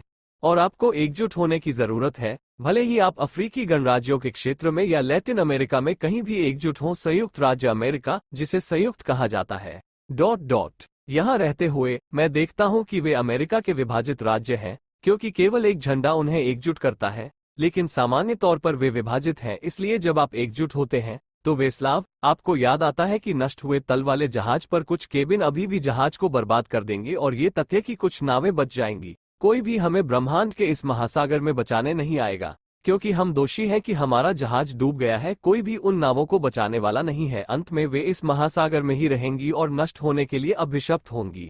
इसलिए मानवता के लिए एकमात्र रास्ता ये समझना है कि हम सभी एक ही जहाज पर सवार हैं, चाहे हमारे केबिनों को कितने भी अलग अलग नाम दिए जाएं, चाहे हम खुद को किसी भी नाम और राष्ट्रीयता से लेबल करें, चाहे आपकी त्वचा का रंग कोई भी हो, चाहे आपकी परंपराएं कितनी भी अलग हों, चाहे आपके धार्मिक विचार कितने भी अलग हों, आपको बस उसका सम्मान करना होगा। यहाँ तक कि दूसरे लोगों के धर्म का भी सम्मान किया जाना चाहिए, क्योंकि वे इसे अपनी पसंद मानते हैं और हमें केवल एक आधार पर एकजुट होना चाहिए। हम सभी एक ही ग्रह के निवासी हैं। कब्रिस्तान में सभी योद्धाओं को देखें, उन्होंने क्या हासिल किया है? क्या अब उन्हें परवाह है कि डोनबास और क्रीमिया किसके हैं? क्या यह उनके लिए मायने रखता है? क्या यूक्रेन में स्थिति उनके लिए मायने रखती है? अब उनके लिए कुछ भी मायने नहीं रखता। उनके शरीर कीड़ों को पोषण दे रहे हैं। यह मानव जाति द्वारा की जाने वाली सबसे बड़ी मूर्खता है और यहाँ हम मानवता से आग्रह करने की कोशिश कर रहे हैं कि चलो बहुत देर होने से पहले इसे समझें और इसे अभी करें, क्योंकि जब बहुत देर हो चुकी होगी तो बहुत देर हो चुकी होगी और कुछ भी पूर्ववत नहीं किया जा सकता है। एक बार टाइटैनिक डूब गया तो प्रक्रिया को रोकना संभव नहीं होगा जब तक हम अभी भी तैर रहे हैं। चलो अभी इसे समझें ताकि हम जहाज पर एकजुट हों और छेदों को भर दें, अन्यथा हम एक ही नाव में एकजुट हो जाएंगे। अगले विषय पर जाने से पहले मैं बस इतना ही कहना चाहता था और मुझे दूसरा विषय खोलने दें, जो वास्तव में पहले विषय का पूरक है। यह इस तरह लगता है, दुनिया का नया वैचारिक आधार परोपकारी लोगों की दुनिया है। धरती माता को एक जीव के रूप में और प्रत्येक व्यक्ति को जीव की एक जीवित कोशिका के रूप में देखना, जिसके बारे में हम पहले ही बात कर चुके हैं। सहयोग, आपसी समर्थन और आपसी सहायता के सिद्धांतों के अनुसार रहने वाले लोगों का समाज। आज की दुनिया प्रतिद्वंद्विता के आधार पर बनी है। हम में से हर कोई, हमारे बच्चे, नाती नातिन, हर कोई जो शिक्षा प्राप्त करने जाता है, वहां से ही प्रतिद्वंद्विता की प्रक्रिया शुरू हो जाती है। हर छात्र जो उसके साथ एक ही कक्षा में है एक संभावित प्रतिद्वंद्वी है, क्योंकि बाद में एक ही पेशा मिलने के बाद वे प्रतिस्पर्धा करेंगे। कौन ये या वह पद प्राप्त करेगा, कौन सफल होगा, किसे अधिक वेतन मिलेगा, कौन अधिक आशाजनक कंपनी में जाएगा। संगठन एक दूसरे के साथ प्रतिस्पर्धा करते हैं, विभिन्न निगम एक दूसरे के साथ प्रतिस्पर्धा करते हैं, देश एक दूसरे के साथ प्रतिस्पर्धा करते हैं। खैर, अब हम पृथ्वी को एक जीव के रूप में कल्पना करते हैं। मानव शरीर हमारी दुनिया को सही ढंग से समझने के लिए भगवान का एक आदर्श उदाहरण है। यहाँ मनुष्य का हर अंग एक अलग राज्य, एक अलग देश है और इस अंग की कोशिकाएं लोग हैं। कल्पना करें कि अगर जिगर गुर्दे के साथ युद्ध की घोषणा करता है, तिल्ली अग्न्याशय से लड़ेगी और हृदय पूरे जीव पर कब्जा करना चाहता है और जहर भेजेगा जो विभिन्न अंगों को विषाक्त कर देगा। परिणाम स्पष्ट है, शरीर मर जाएगा। क्या आपको नहीं लगता कि आज मानवता यही कर रही है? रक्त को ऊर्जा के रूप में समझना, वही पैसा जो हम इस्तेमाल करते हैं वो ऊर्जा है। रक्त शरीर में बहता है और मान लीजिए कि हृदय निर्णय लेता है। चलिए इसे डॉलर सिस्टम कहते हैं, वो केंद्र जहां से रक्त सभी अंगों तक भेजा जाता है। गुर्दे हमारी बात नहीं मानना चाहते, उनका अपना जीवन है। आइए उस रक्त प्रवाह को काट दें जो हमारे मामले में डॉलर या आर्थिक और व्यापार प्रवाह है। गुर्दे विफल हो जाएंगे। यदि आप किसी अन्य अंग में रक्त प्रवाह को काटते हैं तो यह विफल हो जाएगा या मुश्किल से काम करेगा और तदनुसार पूरा शरीर, पूरा जीव पीड़ित होता है। अगर दिल इतना पागल है कि वो विभिन्न अंगों में रक्त के प्रवाह को रोक देता है, तो नियंत्रण केंद्र कहाँ है? यह मस्तिष्क है। और मस्तिष्क को कौन नियंत्रित करता है? एक गुप्त राक्षसी विश्व सरकार, एक ऐसी सरकार जो पूरे शरीर को विनाश की ओर ले जाती है। ये पता चलता है कि हमारे शरीर के उदाहरण से हम ये समझना शुरू कर सकते हैं कि सामान्य रूप से दुनिया में क्या हो रहा है। अगर हम इसकी तुलना अपने शरीर से करें, शरीर को भगवान ने दुनिया को व्यवस्थित करने की एक प्राथमिक योजना के रूप में बनाया है। अगर आप चाहते हैं कि दुनिया में सब कुछ अच्छा हो तो इसकी तुलना अपने शरीर से, अपने जीव से करें और आप समझ जाएंगे कि सब कुछ कैसे व्यवस्थित किया जाए। प्रत्येक अंग की तुलना कुछ देशों से करें और तभी आप समझ पाएंगे कि सब कुछ कैसे व्यवस्थित किया जाए। कोई दूसरा तरीका नहीं है। यह एकमात्र उदाहरण है जिसका उपयोग मानव जाति को ये बताने के लिए किया जा सकता है कि हमारे साथ क्या हो रहा है, क्या गलत है, कैसे सही तरीके से कार्य करना है और उसी सूचनात्मक योजना में इसे सही तरीके से कैसे खिलाना है, क्योंकि सूचना भोजन है। वही भोजन जो हम खाते हैं। आप भोजन से जहर खा सकते हैं, आप इससे संतृप्त हो सकते हैं और आप इसे कुछ निश्चित मात्रा में प्राप्त कर सकते हैं, लेकिन साथ ही यह शुद्ध, अनुकूल होना चाहिए, जो तदनुसार लाभकारी होगा। सूचना प्रवाह पर हमारा कोई नियंत्रण नहीं है। इंटरनेट एक विश्व कचरा डंप में बदल गया है। ये सब लोगों की चेतना में उड़ जाता है। हम किसे बढ़ा रहे हैं, ये जांचना आसान है। इंटरनेट पर देखें कैसे कुछ बेतुकी बेवकूफ़ी भरी वीडियो को 15 मिलियन व्यूज मिलते हैं। ये सिर्फ बकवास है, पागलपन है। 15 मिलियन हिट जब लोगों तक सही जानकारी पहुंचाई जाती है। उदाहरण के लिए स्लाविक रेडियो को कभी 1 मिलियन व्यूज मिले नहीं। क्यों? किसी को इसकी जरूरत नहीं है, वे इसे नहीं चाहते। वे पहले से ही उपभोक्ता के रूप में बड़े हो चुके हैं, जिन्हें आध्यात्मिक और नैतिक मुद्दों में कोई दिलचस्पी नहीं है। वे पहले से ही घिसे पिटे रास्ते पर, एक अनुमान के आधार पर, जहां उन्हें निर्देशित किया गया है, जा रहे हैं। और यह रसातल है, यह आत्मविनाश है, और हम इसे मानवता तक नहीं पहुंचा सकते। मैंने दूसरे विषय पर बहुत कुछ विकसित कर लिया है, इसलिए मैं थोड़ा रुककर बोल रहा हूं, क्योंकि मैं बिना रुके बोल सकता हूं। मैं डेनिस, मेरे समान विचारधारा वाले मित्र और मदर अर्थ समन्वय केंद्र के एक सदस्य को संदेश देना चाहूंगा, ताकि वे हमारी घोषणा के कुछ बिंदुओं को बता सके। मान लीजिए 2, 7 और इसी तरह इस विषय पर हमारे पास और कुछ है। डेनिस, मैं आपको संदेश देता हूं और आपके ध्यान के लिए धन्यवाद देता हूं। ठीक है, चलिए जारी रखते हैं। आइए इस विषय पर पढ़ते हैं। हमारे पास घोषणा 2.7 से एक पैराग्राफ है। उत्कृष्टता के शैक्षिकी केंद्रों का उद्देश्य समाज में अच्छे व्यवहार के लिए एक व्यक्ति को तैयार करना है। शिक्षा की प्रक्रिया में एक व्यक्ति यह निर्धारित करता है कि वह किस गतिविधि के क्षेत्र में समाज को अधिकतम लाभ पहुंचाने में सक्षम है। वो वही करता है जो उसे पसंद है और अपने प्राकृतिक गुणों को बेहतर बनाकर खुद को एक बेहतर व्यक्ति के रूप में ढालता है। हम सभी लोगों की परंपराओं और संस्कृति को संरक्षित करने, पूर्वजों की विरासत को संरक्षित करने और बढ़ाने और बच्चों को उनकी पैतृक परंपरा और सांस्कृतिक विरासत के साथ शिक्षित करने का प्रयास करते हैं। अनुच्छेद 22.11 हम चेतना और नैतिकता के उच्चतम स्तर पर पहुंचते हैं। मानव जाति विचार की शक्ति से भौतिक दुनिया के निर्माण के विकास के अगले स्तर पर पहुंचती है। प्रकृति आधारित सोच के निर्माण के रास्ते पर पदार्थ का आध्यात्मिकीकरण मनुष्य हर चीज के लिए शांति पर आधारित है। 4.1.15 समुदायों, सहकारी समितियों और संघों की गतिविधि का मुख्य उद्देश्य अपने समुदाय के सदस्यों की भौतिक, मानसिक और आध्यात्मिक आवश्यकताओं को पूरा करना है, जो मनुष्य के विकास और आत्म सुधार में योगदान देता है। 4.2.2 सभी पृथ्वीवासियों के एक नए विश्व दृष्टिकोण और सहयोग, आपसी मदद और आपसी समर्थन पर आधारित एक नई विश्व व्यवस्था के साथ किसी भी तरह की प्रतिस्पर्धा को छोड़कर मानव जाति खुशी और प्रेम में रहने लगती है। प्रकृति में खुद को एक पूरे जीव के रूप में एक एकल ब्रह्मांड का हिस्सा मानती है। 4.2.3 सार्वभौमिक विश्वदृष्टि की विचारधारा का अध्ययन और एहसास करने के बाद लोग प्रतिस्पर्धा से आध्यात्मिक सहयोग, सामान्य भलाई और आत्म सुधार के लिए संयुक्त रचनात्मक कार्यों की ओर बढ़ते हैं। 4.2.4 समाज का मुख्य लक्ष्य मनुष्य का आध्यात्मिक निर्माण है, जो उसे समग्रता का एक हिस्सा होने का एहसास कराता है और उसकी भागीदारी पूरे विश्व पर उसके प्रभाव की गहरी समझ देता है। सहयोग, आपसी मदद और आपसी समर्थन के आधार पर सभी लोगों के साथ बातचीत, आम भलाई के लिए अपने और अपने वंशजों में सर्वोच्च मानवीय गुणों, भावनाओं और विवेक का पोषण करना। 4.2.5 सभी देश और राज्य अपनी सीमाएं और क्षेत्रीय पदनाम बनाए रखते हैं। साथ ही ग्रह पृथ्वी पर निवासियों की मुक्त आवाजाही में कोई बाधा नहीं है। ग्रह का प्रत्येक निवासी अपने बारे में कह सकता है, मैं एक पृथ्वीवासी हूँ, यात्रा करने या विभिन्न लोगों की संस्कृति और परंपराओं को सीखने के उद्देश्य से पृथ्वी पर कहीं भी जा सकता है। यहाँ मैंने उन विषयों को पढ़ा है जो इस विषय से मेल खाते हैं। मैं मंच पारित करता हूँ। दरअसल इस विषय पर मुझे लगता है कि पर्याप्त से अधिक कहा जा चुका है। हमारा प्रसारण समय सीमित है। आइए कोशिश करें कि इसे बहुत लंबा न खींचे। हमारे पास एक तीसरा विषय है जिसे हम आज घोषित करना चाहते थे। ये एक नए समाज के क्रमिक निर्माण के लिए हमारी योजनाएं हैं। साथ ही सभी 4 वर्णों के प्रतिनिधियों के लिए समाज में स्वयं और अपने स्थान के अनुकूलन और जागरूकता का कार्यक्रम है। मैं इस विषय को खोलूंगा, फिर डेनिस घोषणा करेंगे कि हमारे पास इस विषय पर क्या है। तो हम समझते हैं कि 4 वर्ण हैं। हमारे श्रोताओं और दर्शकों में से जो वर्णों की इस समझ से परिचित नहीं है, एलेक्सी ओलोव ने इन विषयों को बहुत गहराई से और सक्षमता से प्रकट किया है, लेकिन इस वीडियो का विदेशी भाषाओं में अनुवाद किया जाएगा और इसलिए विदेशी श्रोताओं के लिए मैं समझाऊंगा। 4 वर्ण जिनमें पूरी मानवता विभाजित है, संक्षेप में इस प्रकार है। पहला वर्ण वे लोग हैं जो दुनिया की आदिम धारणाओं के साथ जीते हैं, खुद को रोजमर्रा की सुविधा प्रदान करते हैं, मुझे सब कुछ ठीक होने की जरूरत है, मैं सहज हूँ और बाकी मुझे परेशान नहीं करता है। फिर धीरे धीरे विकास की प्रक्रिया में यह व्यक्ति नए चरणों में चला जाता है और तदनुसार पहले से ही एक परिवार शुरू कर सकता है और केवल परिवार की चिंता कर सकता है। दूसरा वर्ण पहले से ही अपने परिवार के कल्याण के बारे में चिंतित है। दूसरे वर्ण के प्रतिनिधि सोचते हैं, मैं चाहता हूं कि मेरा परिवार अच्छा हो, मेरे पास पर्याप्त हो, मेरा अपना घर और पर्याप्त आय हो।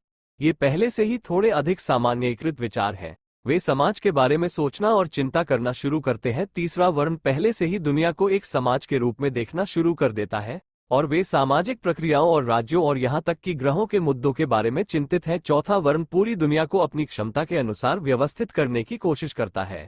खैर, संक्षेप में यही सब है। बेशक मैं सब कुछ ठीक वैसा नहीं बता सकता जैसा एलेक्सी बता सकता है, लेकिन शायद वह बाद में मुझे सही कर दे और यह अच्छा होगा। यहाँ सामान्य तौर पर हम सभी 4 वर्णों को खुश करने और उन्हें मनाने का काम करते हैं और एक निर्विवाद तर्क है कि सभी 4 वर्णों के लिए एकीकरण अत्यंत महत्वपूर्ण है। सबसे पहले, किसी भी वर्ण का प्रतिनिधि शांति से रहना चाहता है, उसके सिर पर एक शांतिपूर्ण आकाश हो ताकि कोई युद्ध न हो। किसी भी वर्ण का प्रतिनिधि यही चाहता है और हम अपनी परियोजना, अपने संगठन के साथ मानव जाति को इस ओर ले जा रहे हैं। इसके अलावा किसी भी वर्ण का प्रतिनिधि चाहता है कि उसके परिवार को पूरी तरह से प्रदान किया जाए और हमारे कार्यक्रम में, हमारी घोषणा में ये सब कहा गया है। हम इसे हासिल करने का प्रयास कर रहे हैं, यही बात हम आगे भी घोषित करेंगे। किसी भी वर्ण का व्यक्ति चाहता है कि उसका परिवार संपन्न हो और उसके बच्चों को अच्छी शिक्षा मिले ताकि उन्हें उनकी चिंता न करनी पड़े कि वे अपनी शिक्षा के कारण अच्छी आय प्राप्त करें और बाद में जब आप बुढ़ापे में हो तो आपको इस बात की चिंता न हो कि आपके बच्चे या नाती नातिन कैसे रह रहे हैं। आपको यकीन है कि वे अच्छा कर रहे हैं और हम ये भी देते हैं। हमारे कार्यक्रम इसी ओर ले जाते हैं। हर कोई प्यार, अच्छाई चाहता है, हर कोई समृद्धि चाहता है। कम से कम बुनियादी समृद्धि, बाकी इच्छाएं अतिरिक्त हैं। हाँ, लेकिन कम से कम बुनियादी जरूरतें तो पूरी होनी चाहिए, यही हर कोई चाहता है। हर कोई शांति और प्रेम चाहता है। तदनुसार मुख्य बात जो हमारे ग्रह के किसी भी प्रतिनिधि को चिंतित करती है, ये सभी हित हम सभी 4 वर्णों के लिए कवर करते हैं। हम इसे अगले प्रसारण में और अधिक विस्तार से प्रकट कर सकते हैं, लेकिन अधिक संक्षेप में मैंने इसे अभी रेखांकित किया है। इसलिए सभी के लिए ये समझना बहुत महत्वपूर्ण है कि यह संगठन एक आर्थिक परिवार की तरह है। यूनाइटेड ह्यूमैनिटी ऑफ मदर अर्थ एक तरह का आर्थिक परिवार है। ये पूरे ग्रह की सभा का केंद्र है। ये सभी संगठनों की सभा का केंद्र है। सभी समान विचारधारा वाले लोग जो हमारे जैसा ही सोचते हैं। और ऐसे बहुत सारे संगठन हैं, लेकिन वे सभी बिखरे हुए हैं। वे सभी किसी न किसी तरह से स्कूल चलाने, शिक्षा केंद्र बनाने, कहीं न कहीं और किसी तरह से अस्तित्व में रहने और अपने आसपास लोगों को इकट्ठा करने की कोशिश करते हैं, और यह काम नहीं करता है। हमने ये गृह सभा केंद्र खुद को दिखाने के लिए नहीं खोला है। हम यहाँ कितने महान हैं नहीं, हम आपके जैसे साधारण लोग हैं, जैसे हर कोई। हमने ये परियोजना क्यों शुरू की? क्योंकि कोई और ऐसा नहीं कर रहा है, और अगर कोई ऐसा कुछ करने की कोशिश कर रहा है तो यह अक्सर स्वार्थी उद्देश्यों के लिए किया जाता है। पैसा इकट्ठा करना, ये घोषणा करना कि यहाँ चलो हमारे खाते में दान डालते हैं, हम दुनिया को बदलना शुरू करेंगे। ये गलत है। लोगों के पास पर्याप्त पैसा नहीं है और आप उनसे पैसा इकट्ठा करने जा रहे हैं। हमारे संगठन में पहले से ही ऐसे लोग शामिल हो चुके हैं जो भौतिक हितों के लिए हमारे संगठन में शामिल होना चाहते थे, और मैं उनके नाम उजागर नहीं करना चाहता ताकि इन लोगों को बदनाम न किया जा सके।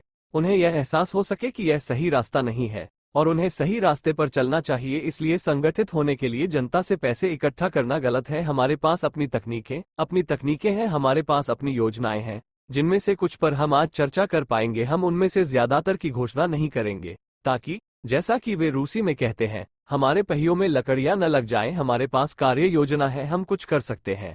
इस स्तर पर मैं डेनिस को ये संदेश देना चाहूंगा, जो इस विषय से संबंधित घोषणा से कुछ बिंदुओं की घोषणा करेंगे। यह 1 और उसके बाद का संस्करण है। धन्यवाद।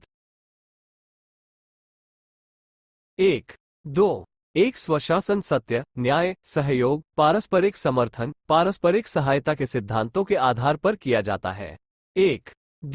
2 सभी सामाजिक रूप से महत्वपूर्ण निर्णय कोपा वेचे कानून के आधार पर मतदान के सभी प्रतिभागियों द्वारा एक समझौते पर पहुंचने के माध्यम से किए जाते हैं। कोपा वेचे कानून लोगों की परिषद से सर्वश्रेष्ठ, ईमानदार और निष्पक्ष उद्यमियों द्वारा प्रबंधन और निर्णय लेने और बुद्धिमान पुरुषों के एक समूह में इकट्ठा होकर सभी राजनीतिक, सामाजिक और रोजमर्रा के मुद्दों पर चर्चा करने का कानून है। 1, 2, 3 प्रत्येक व्यक्ति जिसे प्रबंधन का अधिकार प्राप्त हुआ है, कोपा वेचे कानून की प्रणाली के अनुसार एक निर्वाचित प्रबंधक है। यदि कोई प्रबंधक अपने कार्यों को गुणात्मक और कर्तव्यनिष्ठ तरीके से पूरा करने में असमर्थ है, तो प्रबंधक को अधिक कुशल प्रबंधक के रूप में फिर से चुना जाता है। यह अधिकृत प्रबंधकों के संबंधित मंडल के निर्णय द्वारा निर्धारित किया जाता है। यदि आवश्यक हो तो सलाहकार मतदान अधिकारों वाली परिषद द्वारा, या वो अपनी इच्छा से प्रबंधन को हस्तांतरित करता है। 1, 2, 5 किसी भी स्वशासन का मुख्य लक्ष्य समस्त पृथ्वीवासियों का लाभ और आत्म सुधार है। 1, 2, 8 प्रत्येक उच्च स्तर के प्रबंधकों का चुनाव और वापसी निचले स्तर के निर्वाचित प्रबंधकों द्वारा की जाती है। 2, 3 एक सभी पृथ्वीवासियों के लिए श्रम दिवस 5 घंटे से अधिक नहीं है, जो उन्हें स्व शिक्षा, रचनात्मकता, कला, विज्ञान, आत्मज्ञान, प्रकृति अनुकूल प्रकार की सोच के निर्माण में संलग्न होने, अपने परिवार और बच्चों के लिए समय समर्पित करने की अनुमति देता है, जो एक स्वस्थ समाज का प्राथमिक आधार है। 2, 3, 4 समाज में स्वयं और समाज के लाभ के लिए जिया गया मानव जीवन मुख्य मूल्य है, जिसे लोगों, वस्तुओं और सेवाओं के बीच उचित आदान प्रदान के लिए सामूहिक में बुनियादी जरूरत के श्रम वस्तु घंटे की इकाई के रूप में परिभाषित किया जाता है, जहां सामूहिक में बुनियादी जरूरत के वस्तु घंटे की गणना सामूहिक में वास्तविक घंटों के लिए बनाई गई वस्तुओं और सेवाओं के मूल्य पर आधारित होती है। 2, 3, 5 श्रम सभी को उनकी बुनियादी जरूरतों को पूरा करने के लिए एक बुनियादी आय प्रदान करता है। प्रत्येक समुदाय में बुनियादी आय और बुनियादी जरूरतों को उनके शासी बोर्ड द्वारा निर्धारित और स्थापित किया जाएगा। नोट: उपरोक्त श्रम योजना का पालन करने से हम पूरी तरह से मजदूरी श्रम से बाहर निकलकर रचनात्मक श्रम की ओर बढ़ सकते हैं, जहां केवल सामूहिक मालिक होते हैं, जो कोपल कानून के स्वशासन के योगदान से एकजुट होते हैं। धन्यवाद डेनिस। दरअसल इस विषय पर चर्चा हो चुकी है और अगले विषय पर जाने से पहले मैं एक छोटी सी बात कहना चाहूंगा। एलेक्सी ओलोव अक्सर अपने वीडियो संबोधनों में 4 घंटे के कार्य दिवस के बारे में बात करते हैं, जिससे हम पूरी तरह सहमत हैं। दरअसल यह मुख्य लक्ष्य है, कार्य दिवस को घटाकर 4 घंटे करना, लेकिन हमारे पास 5 घंटे क्यों है?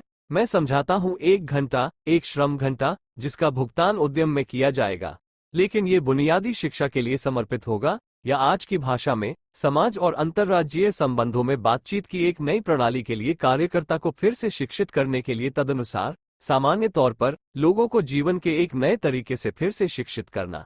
एक नई दुनिया में जाने के लिए आपको नया ज्ञान प्राप्त करने की आवश्यकता है। आज हर कोई अपनी जरूरतों को पूरा करने और जल्दी घर वापस आने के लिए काम पर भागता है, लेकिन अगर हम खुलकर इस नई प्रणाली को अपने जीवन में लागू करना शुरू करते हैं, तो लोग आएंगे और कहेंगे, मैं अपनी सभी जरूरतों को 4 घंटे में पूरा करना चाहता हूं। उन्हें बताया जाएगा कि उन्हें शिक्षा केंद्रों में एक कोर्स पास करने के लिए कुछ ज्ञान प्राप्त करने की आवश्यकता है। वे कह सकते हैं, ठीक है, हाँ, शायद मैं बाद में दौड़ूंगा, मैं आपके केंद्र पर आऊंगा, शायद मैं आऊंगा, शायद मैं नहीं आऊंगा। इसके परिणामस्वरूप गलत सूचना या सूचना से बचने वाला समुदाय बनता है। आज कई लोगों को 4 घंटे का कार्य दिवस दें और कहें, अपने खाली समय में कृपया एक शैक्षिकी केंद्र में जाएं और कोर्स पास करें। उनमें से अधिकांश इससे बचते हैं। उनके पास खाली समय है और वे अपनी इच्छा करना चाहते हैं। उदाहरण के लिए, चलो कुछ बारबेक्यू खाना लेने चलते हैं, मौज मस्ती करते हैं, चलो घूमने भी चलते हैं, कॉटेज में, झील, नदी या समुद्र में तैरने चलते हैं। सारा खाली समय सिर्फ मौज मस्ती करने और खाली समय का आनंद लेने में।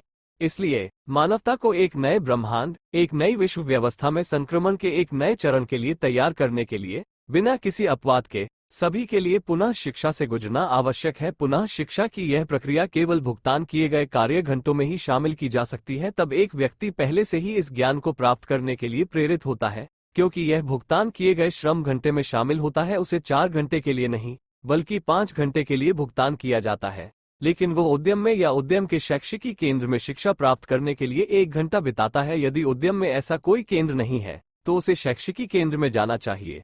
वहां चिन्हित करना चाहिए कि उसने 1 घंटे का कोर्स पूरा कर लिया है, जिससे उसे काम किए गए समय के लिए मूल वेतन प्राप्त करने में सक्षम बनाया जा सके। ये घंटा आवश्यक है बाद में, जब मानवता पूरी तरह से पुनः शिक्षित हो जाती है और नई दुनिया में बातचीत करने के लिए तैयार हो जाती है, तो इस घंटे को रद्द किया जा सकता है या अधिक आवश्यक संगठनात्मक क्षणों द्वारा प्रतिस्थापित किया जा सकता है। लेकिन कार्य दिवस 4 घंटे का होना चाहिए। इसका उद्देश्य बिल्कुल यही है। मैं समझता हूं कि डेनिस के पास कुछ जोड़ने के लिए है। मैं उसे अवसर देना चाहूंगा और फिर मैं अगले विषय पर वापस आऊंगा। हाँ, मैं इस 5वें घंटे के बारे में खुद से कुछ जोड़ना चाहता था। मेरे पास एक विचार के रूप में एक संदेश है। अब 8 घंटे के कार्य दिवस से 4 घंटे के कार्य दिवस में परिवर्तन एक आसान प्रक्रिया नहीं है।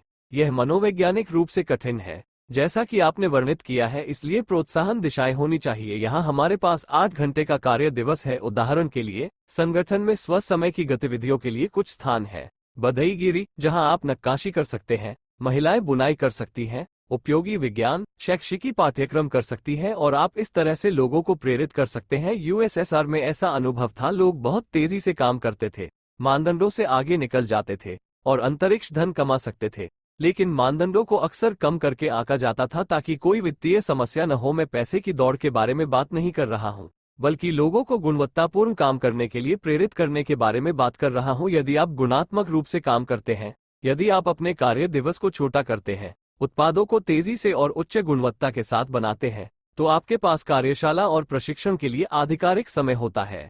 इसके लिए कोई आपको नहीं डांटेगा, आपको छिपने की जरूरत नहीं है, जैसे कि इस पल आपने अपना काम पूरा कर लिया, समय की बचत की और अतिरिक्त काम नहीं किया। एनक्रिप्टेड, ताकि कोई भी अपना काम करते हुए न देख सके। और यहाँ आपके पास एक प्रोत्साहन है, कड़ी मेहनत की, समय बचाया, आधिकारिक तौर पर अध्ययन करने या उपयोगी काम करने के लिए गया, लेकिन यह मनोरंजन नहीं होगा बल्कि उपयोगी गतिविधि होगी। धन्यवाद डेनिस, एक सक्षम और उपयोगी जोड़ के लिए धन्यवाद। मुझे लगता है कि हम अगले विषय पर आगे बढ़ सकते हैं। हमने पिछले विषय को पर्याप्त रूप से कवर कर लिया है। अगला विषय हमारे लक्ष्यों को प्राप्त करने के हमारे तरीके हैं। यह एक बहुत ही महत्वपूर्ण विषय है जो कई लोगों को चिंतित करता है। अब बहुत से लोग सुंदर शब्द बोलते हैं और सब कुछ सक्षम रूप से बताते हैं, लेकिन कोई कार्रवाई नहीं होती है। हमने इसे इसलिए उठाया क्योंकि कोई और नहीं करता है, और यह हमारा मुख्य कार्य है। मैं कहूंगा कि मुख्य प्रथम चरण के लक्ष्य 3 बिंदु हो सकते हैं। हम अधिक विस्तार में नहीं जाएंगे, ये लंबा होगा। हम अपने लक्ष्यों को प्राप्त करने के अपने तरीकों के लिए एक पूरा प्रसारण समर्पित कर सकते हैं। हम सब कुछ कवर नहीं कर सकते, क्योंकि हमें न केवल अच्छे श्रोता सुनते हैं, बल्कि वे भी सुनते हैं जो हमारे संगठन में कमजोरियों की तलाश कर रहे हैं। पहला है शिक्षा केंद्रों का निर्माण, सिर्फ बच्चों के लिए ही नहीं बल्कि बड़ों के लिए भी। आज के बच्चे ही हमारे कल के लोग हैं। अगर हम बच्चों की आध्यात्मिक, नैतिक और वैचारिक शिक्षा की प्रक्रिया को छोड़ देंगे तो भविष्य भयावह होगा। शिक्षा केंद्रों की जरूरत बच्चों और बड़ों दोनों के लिए है। आज वयस्क जिन्होंने शिक्षा प्राप्त की है, जिनके पास व्यवसाय है, राजनीति में कोई है, जिनके पास कार और घर है और पर्याप्त पैसा है, लेकिन उन्हें यह एहसास होना चाहिए कि भौतिक संपत्ति ही सब कुछ नहीं है। अगर जहाज की तह टूट गई तो उनके सारे भौतिक सामान, सारी सुख सुविधाएं और गाड़ियां भी उसी गड्ढे में गिर जाएंगी। अगर उन्हें यह एहसास नहीं हुआ, और उन्हें अभी इसका एहसास नहीं हुआ, तो उन्हें समझदार, सफल और समझदार व्यवसाय पुरुष और व्यवसाय महिला कहना बहुत मुश्किल है। क्योंकि अगर आपको लगता है कि आपके केबिन में सब कुछ ठीक है और जहाज की तह टूट गई है और वह डूब रहा है, तो अपने केबिन में रहना और उस केबिन के आराम का आनंद लेना मूर्खता है। समझदार लोगों को वैश्विक स्तर पर क्या हो रहा है, इसके बारे में जागरूक होने की जरूरत है। अगर आप जागरूक हैं तो हमसे संपर्क करें, हम मिलकर दुनिया को एक नए रास्ते पर ले जाएंगे। कर्मचारी ही सब कुछ तय करते हैं। जोसेफ स्टालिन का एक मुहावरा जो बहुत से लोगों को पसंद नहीं है, किसी भी व्यक्ति की तरह वह भी अचूक नहीं है, लेकिन उसने बहुत अच्छे काम किए हैं। लोगों का उनके अच्छे और उत्पादक कामों से मूल्यांकन करें, और अगर आप गलतियों के लिए न्याय करते हैं तो आप किसी भी व्यक्ति को दफना सकते हैं। नारा नंबर 1, मानव संसाधन ही सब कुछ तय करते हैं। एक संतुलित समाज है। संतुलन के लिए हमें न केवल शैक्षिकी केंद्रों की आवश्यकता है, बल्कि महिलाओं के लिए केंद्रों की भी आवश्यकता है, जहां महिलाएं अपनी ऊर्जा को सुव्यवस्थित करेगी, स्त्रैण गुणों और बुद्धि का विकास करेगी। पुरुष खेल वर्गों में भाग लेंगे, अपने टेस्टोस्टेरोन के स्तर को बढ़ाएंगे और असली पुरुष बनेंगे। हालांकि फिर से, जिम जाने वाला हर व्यक्ति असली पुरुष नहीं होता। बड़ी मांसपेशियों को पंप करना संभव है, जबकि ऐसे, मान लीजिए, बहुत मर्दाना चरित्र नहीं है, हाँ, और मर्दाना गुण नहीं दिखाते हैं। मांसपेशियों की मात्रा, जैसा कि वे कहते हैं, आपके मर्दाना कोर को नहीं दिखाती है। इसलिए मुख्य बात आत्मा का सख्त होना है। आत्मा की शक्ति के बिना बड़ी मांसपेशियां कुछ भी नहीं है, जैसे आत्मा के बिना ज्ञान कुछ भी नहीं है। जिस ज्ञान की हम मान करते हैं वो उन दुश्मनों के पास भी हो सकता है जिनके पास वास्तव में गहरा और गूढ़ ज्ञान है, जो हमारी विचारधारा, स्लाव परंपराओं और प्राचीन ज्ञान को जानते हैं। लेकिन ज्ञान कुछ भी नहीं है अगर इसका स्वामी स्वभाव से परजीवी है और उसकी आत्मा भिखारी है। वो बस एक आत्माहीन सार है, और ऐसे ज्ञान का कोई उपयोग नहीं है। ज्ञान को जीवन में साकार करने के लिए आत्मा द्वारा उसे मजबूत किया जाना चाहिए। आज स्लाविक आंदोलनों में बहुत से पुरुष हैं जिन्होंने ज्ञान प्राप्त किया है, कैमरे के सामने नारे लगाते हैं, सभाओं में गोल नृत्य का नेतृत्व करते हैं, आग के चारों ओर घूमते हैं और उत्सव मनाते हैं, लेकिन उनके पास इसे व्यवहार में लाने की भावना नहीं है, क्योंकि कोई मर्दाना गुण नहीं है, और अगर उनमें है तो वे नकली है। उदाहरण के लिए, उन्होंने एक संघर्ष का आयोजन किया, उन्होंने खुद को पुरुष महसूस किया। लेकिन अगर वे अभी भी गुलामी में रहते हैं, अगर उनके पास सड़कों पर कूड़ा उठाने वाले भिखारी बूढ़े हैं, तो एक आध्यात्मिक रूप से मजबूत आदमी अपने आसपास ऐसी चीजों को होने नहीं दे सकता। अगर आपके आसपास ऐसा होता है, अगर अनाथालयों में बच्चों की किसी को जरूरत नहीं है, अगर बूढ़े लोग गरीबी में रहते हैं, अगर सेवानिवृत्त लोग गरीब हैं, अगर देश में अव्यवस्था है, अगर आपके भाई जमीन के टुकड़ों के लिए दूसरे भाइयों को मारने जाते हैं, तो आपके पास कोई हिम्मत नहीं है, क्योंकि आज भाई बहन क्षेत्रों से विभाजित है और बाद में वे विश्वासों, धर्म और घरेलू सामान या किसी भी भौतिक मूल्यों के लिए एक ही क्षेत्र पर लड़ेंगे। अब ये कलह रूस के अंदर पड़ोसी गणराज्यों के साथ पहले से ही बढ़ रही है। जो हमारे जैसे लोग हैं, किसी भी देश में अच्छे और बुरे लोग होते हैं, लेकिन हम एक ही ईश्वर की संतान हैं जो एक ही धरती माँ पर रहते हैं, इसलिए भावना मौजूद होनी चाहिए, अन्यथा कोई भी कार्य बेकार है। भावना का निर्माण और इसे मजबूत करना शैक्षिकी केंद्रों में संभव है, जहां सैद्धांतिक और व्यवहारिक ज्ञान दिया जाएगा। साथ ही पुरुषों के लिए खेल कक्षाएं भी होंगी ताकि वे पुरुष बने, न कि पैंट पहनने वाले पुरुष। महिलाएं भी पैंट पहनती हैं, लेकिन उन्हें पुरुष नहीं कहा जा सकता, भले ही उनमें से कुछ ऐसी ही दिखें। अब अगले बिंदु पर आते हैं, सहयोग। हमने बातचीत करने और सहयोग करने की क्षमता खो दी है। हमें बातचीत करने की क्षमता के स्तर पर इसे सुधारने की जरूरत है और यह महसूस करना होगा कि हमारा एक ही लक्ष्य है, सभी मानव जाति के लिए भलाई। आज अगर सहयोग है तो ये स्वार्थी उद्देश्यों के लिए है। लोग सोचते हैं कि उन्हें कितना मिलेगा और बाकी दुनिया को इसमें कोई दिलचस्पी नहीं है। यह मूर्खता है। हम अपनी वेबसाइट पर बताए गए घोषणापत्र के आधार पर संगठनों और निगमों के बीच सहयोग स्थापित करने जा रहे हैं। निवेश सबसे महत्वपूर्ण मुद्दा है। निवेश की कमी के कारण स्लाव की कई परियोजनाएं साकार नहीं हो पाती हैं। आज बहुत सारी अद्भुत परियोजनाएं हैं। समन्वय केंद्र के हमारे सदस्य, जिन्होंने घोषणा के निर्माण में एक महान योगदान दिया, जिसे हमने आज घोषित किया है, हम कह सकते हैं कि वह संस्थापकों में से एक है। हालांकि हमें ये बताना होगा कि हमने सर्गेई ग्रोशेव के कार्यों का उपयोग किया, जिन्होंने इस सब में योगदान दिया। ये घोषणा हमारे केंद्र के संतों में से एक अनातोली कुस्तोव की भागीदारी के साथ विकसित की गई थी। हमारे पास विभिन्न परियोजनाओं में निवेश करने के लिए परियोजनाएं, योजनाएं और कार्यक्रम हैं। मैं आपको विस्तार से नहीं बताऊंगा, लेकिन हमारे पास ये सब है और हम इसके लिए एक अलग प्रसारण समर्पित कर सकते हैं। अब मैं डेनिस को घोषणा से निम्नलिखित लेखों की घोषणा करने के लिए शब्द देना चाहूंगा, जो दिए गए विषय के अनुरूप है। आपके ध्यान देने के लिए धन्यवाद। 3.1.6 आर्थिक गतिविधि का उद्देश्य भोजन, कपड़े, प्राकृतिक सामाजिक वातावरण की विश्व योजना के माध्यम से प्रत्येक पृथ्वीवासी की सभी भौतिक, मानसिक और आध्यात्मिक आवश्यकताओं को पूरा करना है। 3.1.7 अर्थव्यवस्था। वैश्विक अर्थव्यवस्था का लक्ष्य धन, लाभ और ऋण ब्याज के तंत्र पर आधारित प्रतिस्पर्धा और परजीवीवाद से आगे बढ़कर सहयोग और आपसी समर्थन की ओर बढ़ना है, जिसमें सभी की भौतिक और आध्यात्मिक आवश्यकताओं की मात्रा और समुदायों की आवश्यकताओं को पूरा करने में सभी की व्यक्तिगत श्रम भागीदारी की आवश्यक मात्रा को ध्यान में रखा जाता है। आध्यात्मिक मूल्यों को लोगों के हितों के शीर्ष पर रखते हुए एक नए सामाजिक वातावरण का डिजाइन और विकास, ज्ञान की भावना और तर्क की भावना का निरंतर भौतिकीकरण, पदार्थ का आध्यात्मिकीकरण, व्यक्तिगत और सामूहिक मनो ऊर्जा, सामूहिक मन का निर्माण की रिहाई और प्रबंधन। 3.1.8 न्यायपूर्ण अर्थव्यवस्था। लोगों की राष्ट्रीय अर्थव्यवस्था, वैश्विक अर्थव्यवस्था का संपूर्ण निर्माण जीवन प्रणाली के मिशन, उनके लक्ष्यों और उद्देश्यों का अनुसरण करता है, जो कि धरती माता की संयुक्त मानवता के समुदायों, सहकारी समितियों, समुदायों, ट्रेड यूनियनों की घोषणा में उनके जीवन संरचना, मिशन, नैतिक और नैतिक मूल्यों, लक्ष्यों, समान विचारधारा वाले लोगों के सिद्धांतों और नवाचारों को समझने वाले सामाजिक वातावरण के सह निर्माताओं के बारे में निर्दिष्ट है। मुख्य लक्ष्य एक सामूहिक मन सामंजस्य बनाना है, ताकि एकीकृत जीव समन्वित और समकालिक हो। ये ग्रह पृथ्वी का मुख्य लक्ष्य है। एक सामूहिक ग्रहीय मन विकसित करना। वर्ण ज्ञान और कोपा अधिकार कानून के सिद्धांत हमें इस सामूहिक मन तक पहुंचने की अनुमति देंगे। अब हम अगले विषय पर चलते हैं, परियोजनाओं का आर्थिक आधार और वित्तपोषण। इस विषय पर एक अलग प्रसारण समर्पित करना उचित है, लेकिन हम कुछ शब्द कहेंगे ताकि प्रसारण लंबा न हो जाए। परियोजना वित्तपोषण हमारे आंदोलन का पहला आधार है। बिना वित्तपोषण के कुछ भी काम नहीं करेगा। आज के लिए भी हमारे समन्वय केंद्र को ले। हमारे लिए एक साथ मिलना और कुछ बिंदुओं पर चर्चा करना पहले से ही मुश्किल है। घंटों के अंतर के अलावा हम अलग अलग महाद्वीपों में रहते हैं। मैं लॉस एंजल्स में हूँ, डेनिस जर्मनी में है और अनातोली साइबेरिया में है। तदनुसार ये बहुत मुश्किल है, लेकिन मुख्य बाधा भी खाली समय की कमी है, क्योंकि हमें काम करना है, हमें अपने लिए प्रावधान करना है, अपने बिलों का भुगतान करना है। ऐसा करने के लिए हमें काम करना होगा। हमें सभी खर्चों को पूरा करने के लिए बहुत मेहनत करनी होगी, इसलिए इन मुद्दों से निपटने के लिए बहुत कम समय है। अगर हमें अपने खर्चों को पूरा करने के लिए कुछ धन मिल जाए और हम इस संगठन में बड़ा योगदान दे सके तो ये बहुत बढ़िया होगा। हमें एहसास है कि कोई भी हमें सिर्फ ये कहकर धन नहीं देगा कि चलो इसे करो दोस्तों। ये बेवकूफ़ी है, क्योंकि हर कोई जिसके पास पैसा है वो सिर्फ खुद को समृद्ध करने के लिए बना है, और हमारे साथ उनका किस तरह का आत्मसंवर्धन है। सबसे पहले हमें ये समझना चाहिए कि हम क्या कर रहे हैं। घोषणा से पूरी तरह परिचित हो जाएं। इस घोषणा को अपनी चेतना और हृदय में लेकर चलें और उसके बाद ही कोई निष्कर्ष निकालें, लेकिन ये कोई आसान प्रक्रिया नहीं है।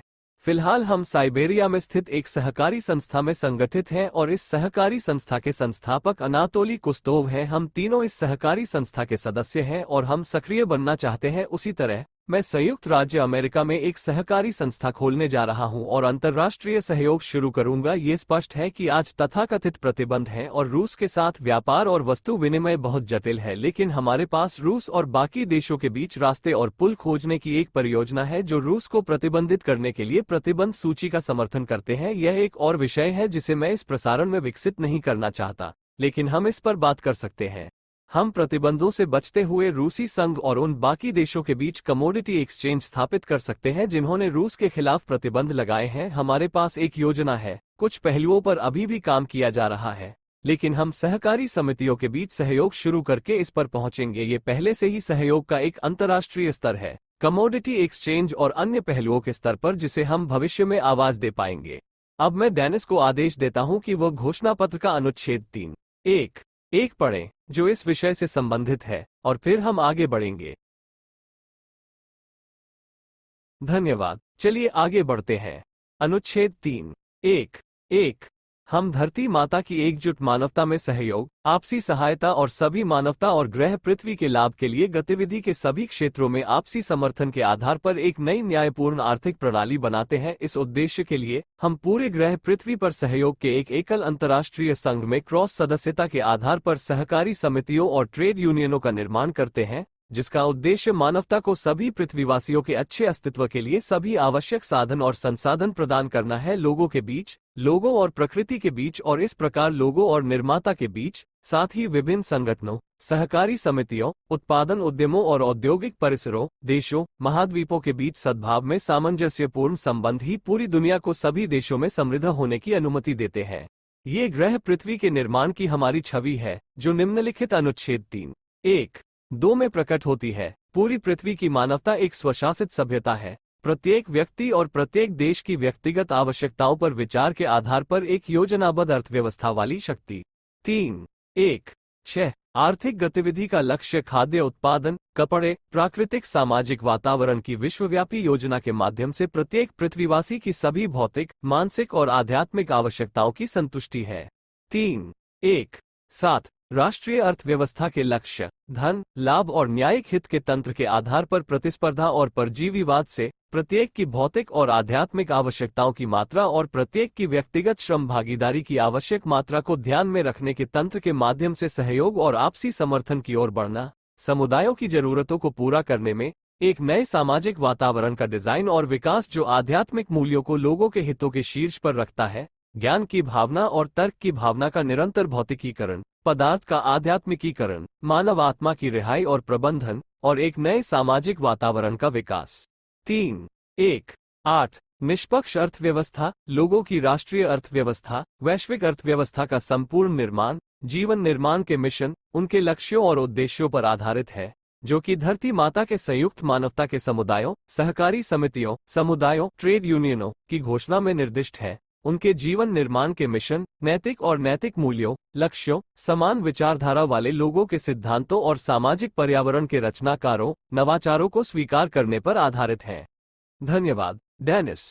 खैर, वास्तव में सब कुछ सही है। चलिए अगले विषय पर चलते हैं। यह विषय 6 है। इसे टेलीविजन, इंटरनेट, पुस्तकों, फिल्मों और शैक्षिकी केंद्रों के माध्यम से हमारे आंदोलन और हमारी परियोजनाओं के बारे में सार्वजनिक जागरूकता कहा जाता है। यदि कोई आपके बारे में नहीं जानता है, तो गंभीर लोगों और संगठनों के साथ बातचीत शुरू करना बहुत मुश्किल होगा। इसलिए हम इंटरनेट जैसे संसाधनों का उपयोग करते हैं। हमारा लक्ष्य टेलीविजन तक पहुंचना है।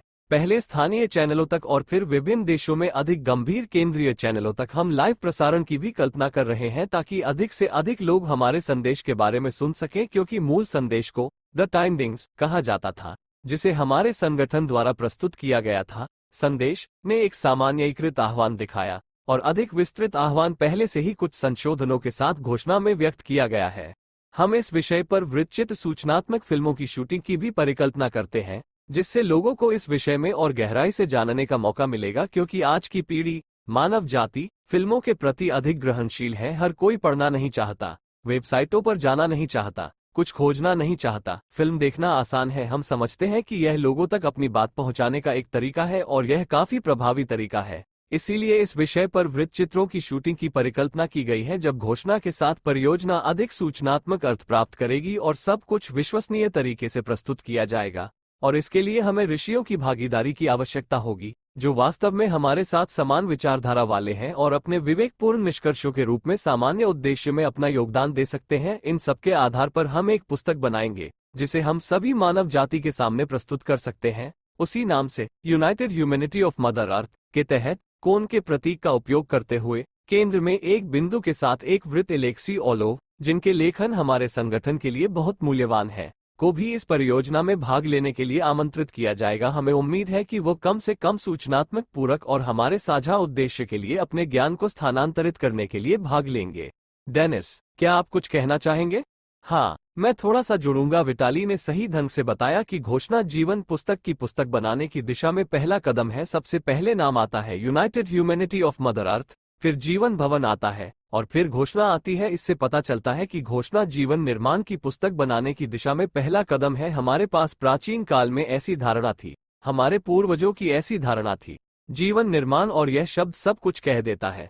वो प्रणाली है जिसके अनुसार जीवन जीवन है, न कि जीवन एक अस्तित्व है। हमारा पहला कदम एक घोषणा है जिसे हम सुधारने का इरादा रखते हैं। हम साथियों, संतों की प्रतीक्षा कर रहे हैं, जो हमने पहले ही कमोबेश तय कर लिया है। मैं उसे साझा करना चाहूंगा। यहाँ वह है जो मैंने पहले ही दिखाया है, डेजी की योजना। जीवन निर्माण की संप्रभु राज्य डेजी पहले से ही एक दूसरी डेजी है, यानी मैं यहाँ स्पष्ट करना चाहूंगा, ये पता चला है कि मैंने आपको जो डेजी दिखाई है वो एक सामान्य डेजी है।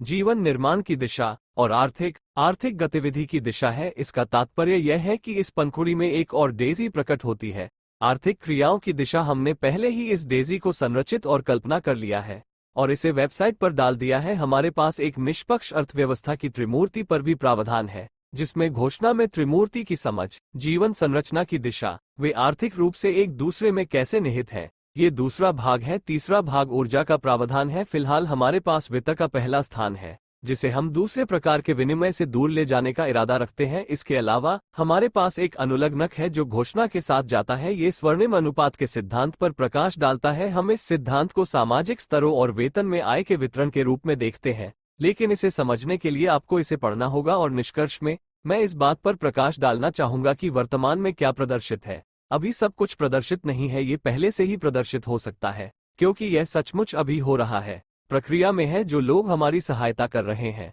वे बहुत आभार के पात्र हैं। यहाँ डेनिस पेट्रोव है, जो स्वैच्छिक आधार पर ये सब करने में हमारी मदद कर रहे हैं। ऐसे बहुत कम लोग हैं, खासकर आईटी विशेषज्ञों में, जो दुर्भाग्य से वित्त और भौतिकवाद पर निर्भर है। इस समय हम आर्थिक मुद्दों पर अनातोली कुस्तोव के काम को भी प्रदर्शित कर रहे हैं कि इसकी गणना कैसे की जा सकती है। यह एक बहुत ही दिलचस्प विषय है जो हमें सब कुछ निष्पक्ष और न्यायपूर्ण तरीके से वितरित करने की एक अच्छी आर्थिक समझ में विकसित हो सकता है। कार्ल मार्क्स के खंडों की तुलना में ये काम छोटा है। हम कह सकते हैं यह एक छोटी नोटबुक है। मैंने जो कुछ भी पहले से ही है उसका थोड़ा सा खुलासा किया है। हम इस विषय को और आगे बढ़ाएंगे, ऐसे सहयोगियों की तलाश करेंगे जो इसमें हमारी मदद करेंगे।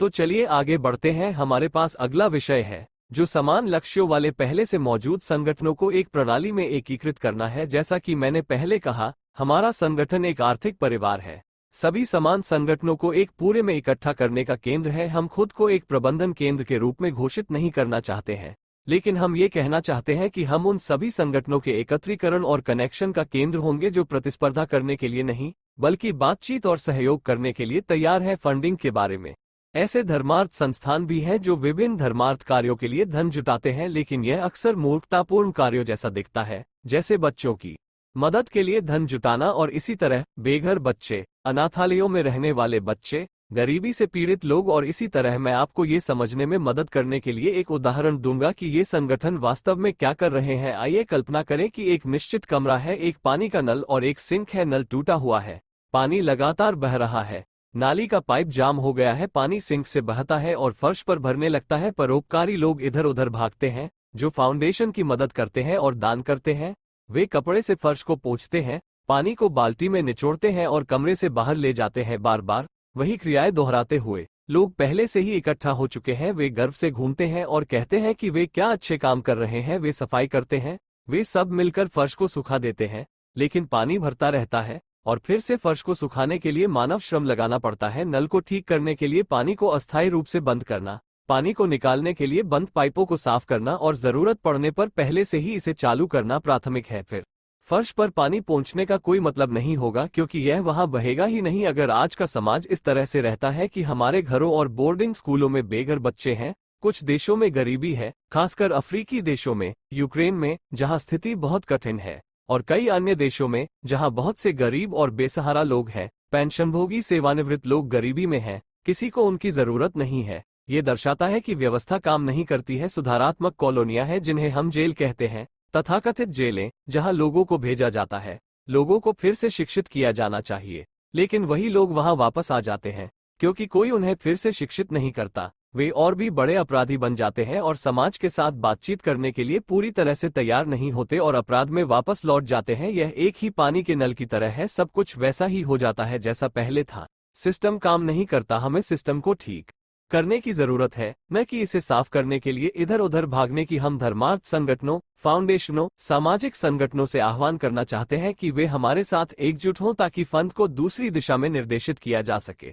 शैक्षिकी केंद्र और एक नई अर्थव्यवस्था बनाना, ये सब घोषणा पत्र में कहा गया है, जिसका हम दर्जनों अलग अलग भाषाओं में अनुवाद करने जा रहे हैं ताकि लोगों, संगठनों के प्रतिनिधियों, व्यक्तियों, राजनेताओं से परिचित हो सके, ताकि वे दुनिया को एक नए नजरिए से देख सकें। जो लोग बातचीत करने के लिए तैयार हैं वे हमारे साथ जुड़ेंगे, और जो नहीं है वे जो हो रहा है उसे देखेंगे और या तो खुद को ढाल लेंगे, हमारे पक्ष में आएंगे, या अलग हो जाएंगे और हस्तक्षेप नहीं करेंगे। अन्यथा मानवता केवल सहयोग और सामूहिक भलाई के लिए सहभागिता के माध्यम से ही आगे नहीं बढ़ पाएगी। मैं डेनिस को घोषणा पत्र से 3 और लेख पढ़ने के लिए कहूंगा। 4.1 29 समुदायों, उनकी सहकारी समितियों और उनके संघों में सदस्यता की स्वैच्छिकता और खुलापन, विभिन्न समुदायों के सदस्य बनने की स्वतंत्रता और समुदायों में सदस्यता से हटने की स्वतंत्रता। 4.1 31 सभी समुदाय और समुदाय सहयोग की शर्तों पर अन्य समुदायों और समुदायों के साथ मिलकर प्रयास करेंगे ताकि उनके सभी सदस्यों को स्वस्थ भोजन, पारिस्थितिक आवास, कपड़े, घरेलू सामान, परिवहन, स्वच्छ ऊर्जा, स्वास्थ्य देखभाल, शिक्षा, मनोरंजन, सांस्कृतिक विकास और सभी आवश्यक चीजों की प्रचुरता प्रदान की जा सके। हम अपने विचारों पर अड़े रहने का इरादा नहीं रखते। हम समझते हैं कि समाज अब विविधतापूर्ण है, हर कोई उस समुदाय में भाग लेता है जिसे वह आत्मा में अपने करीब मानता है। हमारा लक्ष्य सबसे पहले आंतरिक घेरे से लोगों की तलाश करना है। समान विचारधारा वाले लोग बाहरी घेरे में अन्य समुदाय हैं जो अन्य सिद्धांतों के लिए प्रयास कर रहे हैं, लेकिन हमारा लक्ष्य आम जमीन ढूंढना, सहयोग करना और संबंध बनाना है। सहयोग को खुद को बुनियादी जरूरतों को पूरा करने के सरल सिद्धांतों पर वर्णित किया गया है ताकि उन जरूरतों को पूरा किया जा सके और उत्पादक ज्ञान और अन्य उपयोगी चीजों के लिए समय खाली किया जा सके। इसका मतलब ये है कि हम न केवल समान विचारधारा वाले लोगों के साथ सहयोग करते हैं, बल्कि उन लोगों के साथ भी सहयोग करते हैं जो इन सामान्य आधारों की तलाश करेंगे। यहाँ अंतिम लेख है। 4.2.14 विकास का आधार, स्वर्णिम अनुपात के सिद्धांत के आधार पर समुदायों, उनकी सहकारी समितियों और उनके संघों के उत्पादन और सामाजिक क्षेत्रों के बीच सकल आय के निर्माण और वितरण में संरचना।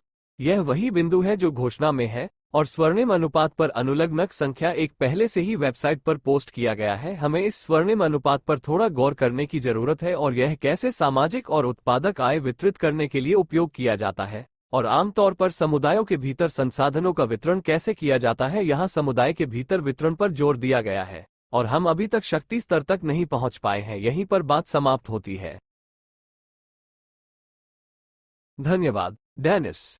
खैर, हमने आज बताए गए सभी मुख्य विषयों की घोषणा कर दी है। मैं इस भाषण को एक वाक्यांश के साथ समाप्त करना चाहूंगा जो लगभग सभी को पता है।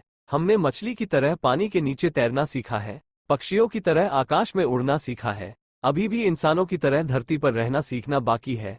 तदनुसार हमें मनुष्य के रूप में जीना सीखने के लिए एक मन दिया गया है। मनुष्य के रूप में जन्म लेने का मतलब मनुष्य होना नहीं है, क्योंकि मनुष्य मनुष्य बनना सीखता है। पुरुषों के लिए भी यही सच है।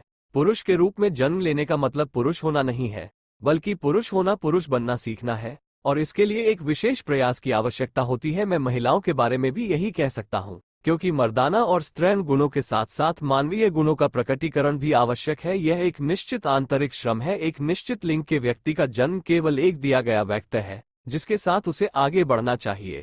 यदि आप मनुष्य के रूप में पैदा हुए हैं, तो आप पुरुष या महिला के रूप में पैदा हुए हैं, एक हो जाइए। मैं ये बात अलेक्स ओलोव को बताना चाहता हूं और आपके ध्यान के लिए धन्यवाद देना चाहता हूं।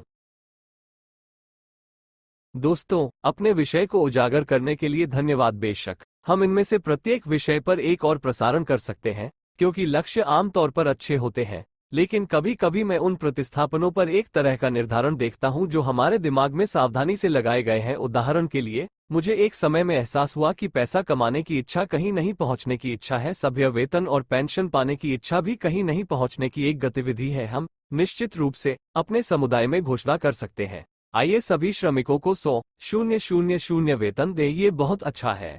लेकिन थोड़ी देर बाद मुद्रास्फीति बढ़ गई और ये 100,001 रूबल रूसी मुद्रा में बदल गए। उदाहरण के लिए, ठीक है, 100,000 यानी नामात्र मूल्य है, लेकिन आप इस 100,000 से उतना ही खरीद सकते हैं जितना आप अभी खरीद सकते हैं। उदाहरण के लिए, 1 रूबल के लिए यानी आप कम सामान खरीद सकते हैं। इसलिए धन को पैसे से परिभाषित करने की कोशिश करना एक बंद रास्ता है। ये कहीं नहीं ले जाएगा। मुझे बहुत दुख होता है जब लोग कहते हैं, हमें ऐसी कमाई के लिए ऐसे विकल्प संगठित करने की जरूरत है। मेरी राय में जीवन समृद्धि के लिए परिस्थितियां बनाना जरूरी है, जिसे पैसे से नहीं मापा जाता। जैसा कि एक परिवार में होता है, एक परिवार में वे एक दूसरे को किसी चीज के लिए भुगतान नहीं करते। मैं अपने जीवनसाथी को इस बात के लिए भुगतान नहीं करता कि उसने मेरे लिए स्वादिष्ट खाना बनाया, और वह मुझे इस बात के लिए भुगतान नहीं करती कि मैंने बिस्तर पर कुछ किया या उसे कहीं ले गया। हमें कुछ खर्च करने के लिए एक आम बर्तन, एक मनी किटी रखने के लिए मजबूर होना पड़ता है। अगर हम संघों में अन्य परिवारों के साथ जुड़ते हैं, तो हमें उन संघों के भीतर पैसे की जरूरत नहीं है। हमें कुछ ऐसा चाहिए जो एक परिवार के रूप में हमारे जीवन को प्रदान करे। संघों के बीच कुछ पैसा होगा, लेकिन फिर जब संघ अधिक निकटता से बातचीत करते हैं, तो हमें एहसास होता है कि उनके बीच भी पैसे की जरूरत नहीं है। हमें लोगों के रहने के लिए अलग अलग क्षेत्रों में परिस्थितियों की आवश्यकता होती है। हम दूसरे क्षेत्रों से वह प्राप्त कर सकते हैं जो हमारे पास नहीं है। कुछ में धूप है, कुछ में सुंदर दृश्य है, कुछ में उपजाऊ मिट्टी है, और इसी तरह मैं सेमिनारों में ऐसे दिलचस्प प्रयोग करता था जब लोग आकर पूछते थे, आपको कितने पैसे की जरूरत है, आपकी तनख्वाह कितनी है। लोग बड़ी बड़ी संख्याएं बताते थे, और फिर मैं उसे मुद्रास्फीति के जरिए कम कर देता था, और यह पता चलता था कि यह वास्तव में एक मृत अंत था। आइए कल्पना करें कि रोटी उगाने के लिए क्या करना पड़ता है, खेत जोतना, अनाज बोना, फिर एक आदमी हर अनाज उगाता है? नहीं, ये सब प्रकृति में मौजूद है। फिर बस ये सुनिश्चित करना जरूरी है कि यह बड़े एक आदमी को अनाज की फसल काटने के लिए खाने, कपड़े पहनने, घूमने फिरने, किसी चीज में रहने की जरूरत होती है, और जो उपकरण मुहैया कराता है, क्या वह पैसे पर जीता है? नहीं, उसे भी यह सब चाहिए। अगर हम अपने बड़े पावर एसोसिएशन के हर सदस्य को जीवन के लिए जरूरी हर चीज मुहैया कराएं, न कि सिर्फ जीवित रहने के लिए, तो पैसे का सवाल अपने आप गायब हो जाएगा।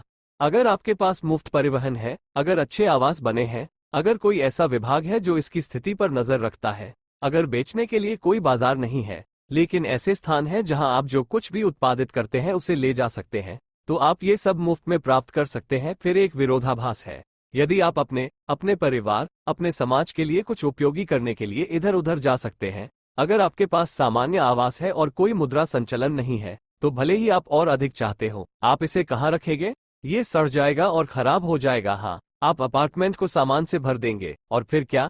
खैर, ऐसे कुछ मूर्ख होंगे, लेकिन अंततः हम उस पर पहुंचेंगे। पैसे का सवाल बिल्कुल भी सवाल नहीं है। हम एक धनहीन अर्थव्यवस्था की ओर बढ़ रहे हैं, जो एक व्यक्ति को यह सोचने की अनुमति नहीं देता है कि पैसा कहां से कमाया जाए, बल्कि यह सोचने की अनुमति देता है कि खुद को एक इंसान के रूप में साबित करने के लिए, खुद को, अपने परिवार, समाज और दुनिया को लाभ पहुंचाने के लिए कहां काम किया जाए।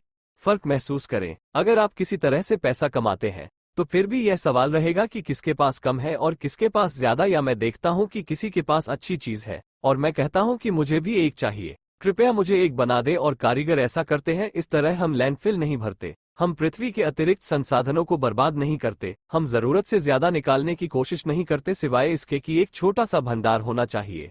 बस मामले के लिए कर मुक्त अर्थव्यवस्था, जो लोग समाज के लिए काम करते हैं उन पर कर नहीं लगता। लेकिन मैं पहले से ही समाज के लिए काम करता हूँ, मुझसे क्या कर लिया जा सकता है? मैंने समाज के लिए बहुत सी चीजें लाई है, मैंने संसाधन निकाले हैं, घर बनाया है वगैरह। अगर हम इस सिद्धांत पर जीते हैं, मैं अपने देश के लिए, राज्य के लिए जितना चाहिए उतना निकालता हूँ और राज्य मेरा पूरा समर्थन करता है, तो मुझे किस कर के लिए कर देना चाहिए? और उससे पहले एक और कदम, उपभोग की वस्तुओं पर एक ही कर। दुकानों में बिकने वाली हर चीज, बेची जाने वाली कोई भी सेवा, एक ही कर 10%, कोई वैट नहीं। उपभोक्ता को दी जाने वाली हर चीज पर एक ही कर, दशमांश। कल्पना कीजिए कि कितने निष्क्रिय राज्य तुरंत वाष्पित हो जाएंगे, वे व्यापार करना शुरू कर देंगे। खैर, अगर हम पूरी हवा से गुजरे तो मैं देखता हूं कि इस तरह के टुकड़े किसी न किसी तरह से उभर आते हैं, और निश्चित रूप से यह समझना जरूरी है कि यह केंद्र संग्रह और प्रबंधन है। प्रबंधन शब्द वैसे भी यहाँ होगा, इसे अपने ऊपर मत लगाइए, क्योंकि अगर सिर्फ समन्वय की सभा होगी तो एक परजीवी होगा जो प्रबंधन को अपने हाथ में लेना चाहेगा नहीं।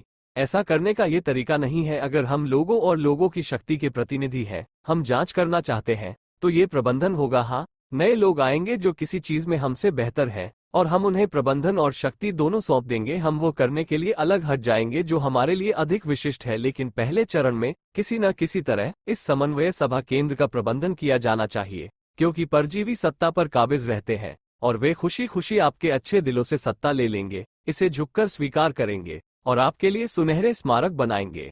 निवेश के बारे में बात हो रही है। वास्तव में मैं पहले चरण में परजीवियों से निवेश स्वीकार करने के लिए तैयार हूं, यदि कार्यक्रम की गणना सही ढंग से की जाती है और हमारे द्वारा निर्धारित लक्ष्यों के साथ हमें बड़ी आय मिलती है, तो हमें परजीवियों से अगले निवेश की आवश्यकता नहीं होगी। हम ईमानदारी से उन्हें वापस भुगतान करेंगे, अनुबंध पर ब्याज का भुगतान करेंगे, लेकिन अगली बार हमें उनके निवेश की आवश्यकता नहीं होगी। हमारे पास मौद्रिक संसाधनों की प्रचुरता होगी जिसे हम अपने लक्ष्यों को प्राप्त करने के लिए उपयोग कर सकते हैं। परिवारों, समुदायों, अंतर समुदाय और अंतर राज्य संबंधों में मौद्रिक संबंधों से दूर रहें जो हम सभी के लाभ के लिए अभी उपयोग किया जा सकता है, उसे न छोड़ें। केवल एक चीज ये है कि हमें इस पर निर्भर नहीं होना चाहिए।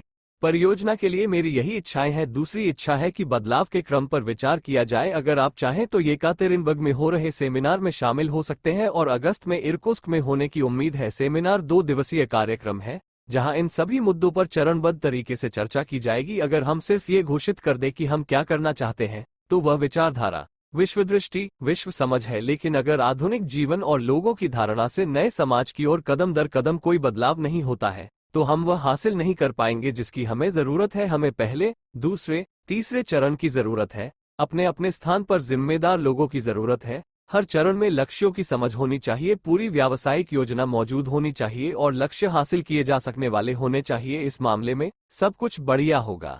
यदि आप कुछ जोड़ना चाहते हैं, स्पष्टीकरण देना चाहते हैं, तर्क देना चाहते हैं, तो कृपया।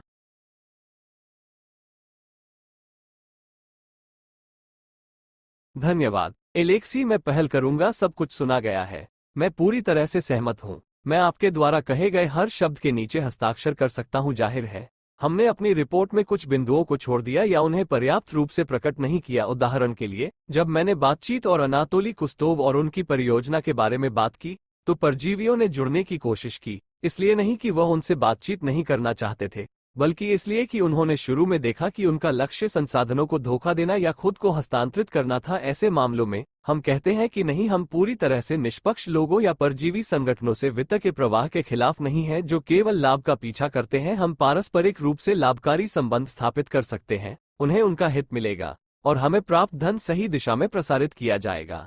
धनहीन अर्थव्यवस्था के बारे में यही हमारी मुख्य चुनौती है, मौद्रिक प्रणाली से दूर होना। घोषणा पत्र में ये कई बार कहा गया है। हम धनहीन संबंधों के विषय पर एक अलग प्रसारण समर्पित कर सकते हैं। हमारे पास घंटे के श्रम का आकलन करने की योजनाएं हैं जो मौद्रिक प्रणाली के बिना प्रत्येक व्यक्ति की मूल आय को कवर करती हैं। हम अगले प्रसारण में ये दिखाने के लिए तैयार हैं कि यह कैसे काम कर सकता है। हमने प्रयोग किए, इस प्रणाली को ऐसे लोगों को दिखाया जो ऐसी चीजों से दूर थे, और यह उन्हें बहुत उचित और आकर्षक लगा। और ये पहले और दूसरे वर्ण के प्रतिनिधि थे जो अब ग्रह की मुख्य आबादी है। हम अगले प्रसारण पर इस पर चर्चा करने के लिए तैयार हैं। यदि आप अपने सुधार और परिवर्धन करते हैं तो हमें खुशी होगी। हम बुद्धिमान लोगों के लिए खुले हैं जो इस श्रम में मदद करेंगे। हमें ऐसे लोगों की आवश्यकता है जो मुख्य मुद्दों पर निर्णय लेने के लिए बुद्धिमान और प्रतिभाशाली हों। हम किसी को भी संकीर्ण निर्णय लेने वाले दायरे में नहीं लेंगे, लेकिन हम सभी के लिए खुले रहेंगे शासन के लिए। जब मैंने कहा कि हम वह केंद्र नहीं है जो पूरी दुनिया पर शासन करेगा, तो ये केवल इसलिए है ताकि निम्न विश्वदृष्टि वाले लोग यह न सोचे कि हम परजीवी दृष्टिकोण से एक नई विश्व सरकार बना रहे हैं। स्वाभाविक रूप से हमारा संगठन किसी बिंदु पर एक नियंत्रण केंद्र की भूमिका निभाएगा, लेकिन हम हमेशा बुद्धिमान लोगों, समान विचारों वाले लोगों के लिए खुले हैं जो हमसे बेहतर योगदान देने के लिए तैयार हैं। हमारे पास एक भी नेता नहीं है, हम सभी समान शर्तों पर हैं। अगर होशियार और समझदार लोग आते हैं तो हम उन्हें रास्ता देंगे। अगर अधिक उत्पादक लोग आते हैं तो हमें इस स्थान पर क्यों रहना चाहिए? हमने इसे शुरू किया और पहले से ही अनातोली और व्लादिमीर जैसी इकाइयां इसमें शामिल हो गई हैं। हमारे पास एक बहुत अच्छी टीम है, सुसंगत और विरोधाभास रहित।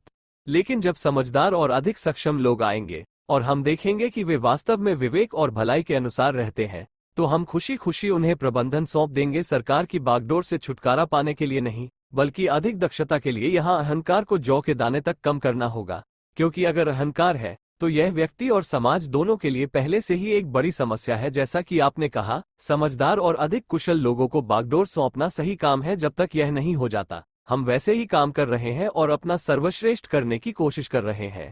जैसा कि मैंने कहा, घोषणापत्र तैयार है, लेकिन ये लचीला है, संशोधन, परिवर्धन और सुधार के लिए तैयार है। बुद्धिमान लोगों के उभरने के साथ इसमें और भी सुधार किया जाएगा।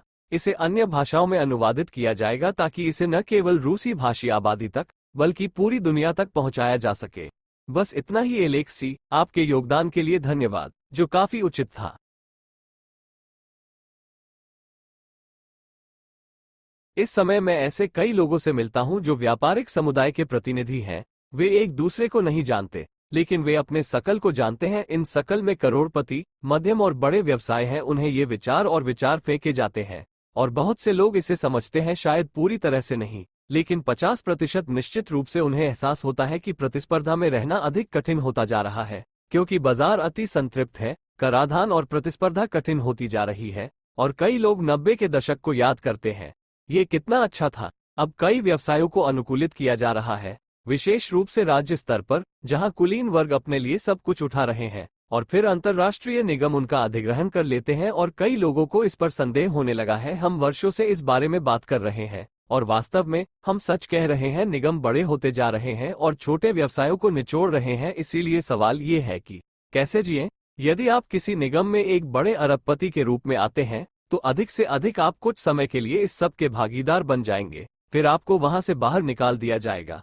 वे आपकी सारी संपत्ति ले लेंगे, वे आपके निगम को एक खंड के रूप में संलग्न कर लेंगे और फिर आपको बड़े करीने से हटा दिया जाएगा और एक अच्छे आराम के लिए बाहर निकाल दिया जाएगा। और यह प्रबंधन समन्वय का केंद्र है। जब आप ऐसा कोई विचार लाते हैं, लोग ध्यान देना शुरू करते हैं। दो गंभीर समुदाय पहले ही इस विचार को अपना चुके हैं। अगर हम दूसरे समुदायों से बात करें, 5-10 मिनट की छोटी क्लिप्स, तो ये बात समझ में आ जाएगी। उद्यमियों को एक गोलमेज पर साथ लाने और उनके अवसरों को अधिकतम करने का एक बिंदु आएगा। मेरा सुझाव है कि ऐसे समुदायों के नेताओं के साथ बातचीत की जाए और छोटी छोटी क्लिप में सही विचार प्रस्तुत किए जाएं। एक व्यवसाय को नैतिकता पसंद नहीं होती, उसे विशिष्ट चीजों की आवश्यकता होती है। विचारधारा और कार्य योजना। डेनिस, क्या आपके पास कुछ जोड़ने के लिए है? हाँ, मैं प्रबंधन के विषय पर वापस आऊंगा। मैं खुद को एक ऐसे व्यक्ति के रूप में स्थापित कर रहा हूं जो कोपा कानून, ब्रह्मांड के नियम के मार्ग पर चल रहा है। ये वास्तव में शासन का विषय है। आप सही थे। हम शासन शब्द को छोड़कर केंद्र बिंदु के बारे में बात कर रहे थे। फिलहाल ऐसा लग रहा है क्योंकि हम आंदोलन का समन्वय कर रहे हैं और इसे बना रहे हैं। हमें एहसास है कि किसी बिंदु पर हमें प्रबंधन को अपने हाथ में लेना होगा, उस वातावरण का निर्माण करना होगा जिसके लिए हम प्रयास कर रहे हैं। घोषणा पत्र में बिंदु 1, 2, 11 है। माँ पृथ्वी की संयुक्त मानवता का सर्वोच्च शासी निकाय शासकों का मंडल है, जो कोपल कानून के अनुसार चुने गए हैं, जिन्हें उनके द्वारा अनुमोदित बुद्धिमान परिषद में निर्णय लेने पर वोट देने का अधिकार है। पेशेवर संरचनाओं की परिषद से विचार विमर्श के अधिकार के साथ शासकों के मंडल और बुद्धिमान परिषद का मुख्य कार्य सभी स्तरों पर प्रबंधकीय निर्णय लेने की समीचीनता का आकलन करना, मानव जाति के विकास की रणनीति और रणनीति निर्धारित करना, मानव जाति के विकास के लिए खतरों की पहचान करना, जीवन निर्माण का निर्माण करना और शासकों के मंडल द्वारा कार्यान्वयन के लिए इसे अनुमोदित करना है। चूंकि इस समय कोपना कानून के अनुसार शासी निकायों की कोई संरचना नहीं है, इसलिए सर्वोच्च शासी निकाय की शक्तियों का प्रयोग माता पृथ्वी की संयुक्त मानवता के आंदोलन के संस्थापकों के समूह द्वारा तब तक किया जाता है जब तक कि कोपना कानून के पैटर्न के अनुसार जीवन केंद्र की संरचना बनाने और स्थापित करने के कार्य को हल नहीं कर लिया जाता और ब्रह्मांड के कानून के अनुसार इस संरचना को अपनी शक्तियों को स्थानांतरित नहीं कर दिया जाता। मैं इस बात की पुष्टि करना चाहता हूं कि हम समझते हैं कि समन्वय केंद्र को प्रबंधन का कार्यभार किसको संभालना होगा, लेकिन हमारा संदेश ये है कि अब हमारे पास 3 लोगों का एक समूह है जो निर्णय लेता है। ये शुरू में व्यापक था, लेकिन लोगों के रोजगार के कारण इसमें भाग लेना संभव नहीं है। इसलिए इस समय हमारे पास 3 लोग हैं जो लगातार संपर्क में रहते हैं, सब कुछ व्यवस्थित करते हैं, और बाकी लोग जो समूह में शामिल हैं वे एक सलाहकार समूह की तरह हैं। इसलिए हम योग्यता के मामले में उनके पास वापस आते हैं और वे हमें शिक्षित करते हैं। हमारा इरादा है कि अगर समान विचारधारा वाले लोग साथ आएं तो हम सकल को बड़ा कर सकते हैं। हम सकल से सर्वसम्मति से निर्णय लेकर शासन करने के पक्ष में हैं, यानी सकल को निर्णय लेने वाली इकाई के रूप में देखा जाएगा। सकल के प्रतिनिधि अलग अलग क्षेत्रों में सक्षम होंगे और मिलकर निर्णय लेंगे। हम जीवन की परिस्थितियों के अनुसार घोषणा को समायोजित करने के लिए तैयार हैं। ऐसी ही एक रणनीतिक दृष्टि भी है। मेरा सुझाव है कि पहले चरण में हम ऐसी भाषा में बात करें जिसे लोग समझते हो, ताकि कोई अस्वीकृति न हो। अगर हम उच्च विचार वाले या समझ से परे शब्दों का इस्तेमाल करते हैं तो लोग हमें संप्रदायवादी या बीमार लोग मान सकते हैं जो समझ से परे शब्दों में बात करते हैं। मैं इस तरह के सवाल पूछ रहा था, आप यूनाइटेड ह्यूमैनिटी ऑफ मदर अर्थ संगठन के बारे में कैसा महसूस करते हैं? तुरंत ही कुछ अटकाव हुए और लोगों ने कहा, मुझे यूनाइटेड ह्यूमैनिटी पसंद है और मुझे न्यू जस्ट वर्ल्ड भी पसंद है, लेकिन मदर अर्थ मुझे किसी धार्मिक चीज की याद दिलाता है। और यही कारण है कि पहले चरण में ये 2 शब्द अक्सर लोगों को डराते हैं और मैं पहले चरण में सुझाव देता हूँ, ये ध्यान में रखते हुए कि हम सभी निश्चित रूप से अपनी धरती माता के बेटे और बेटियां हैं। किसी व्यक्ति को पीछे हटाने वाली चीजों के बारे में कम बोलना चाहिए और सामान्य भाषा में बात करनी चाहिए, अन्यथा किसी तरह के तर्क और आरोप प्रत्यारोप शुरू हो सकते हैं और यह एक बहुत ही अप्रिय घटना है। हाँ, मुझे एहसास है कि अक्सर ये सवाल सबसे पहले वर्ण के प्रतिनिधियों के साथ उठ सकते हैं। वे बहुसंख्यक हैं और उनका विश्व दृष्टिकोण एक नियम के रूप में काफी संकुचित है। शायद कुछ लोगों ने धरती माता जैसे गीत सुने होंगे, माँ ने जन्म दिया धरती, और सभी को एहसास है कि हमने हमेशा धरती को माँ कहा है। और जब मानवता इस धरती माता पर एकजुट होती है तो यहाँ कोई विरोधाभास नहीं होता है, नाम ही अपने लिए बोलता है। और यह संगठन खुद को एक संप्रदाय के रूप में प्रस्तुत नहीं करता है। एक संप्रदाय वो है जो कटा हुआ है और हम बिल्कुल भी संप्रदाय नहीं है। यदि कोई व्यक्ति कम से कम एक नाम या ऐसे बयानों से भी समझने के लिए तैयार नहीं है तो इसका मतलब है कि वो अभी इसके लिए तैयार नहीं है।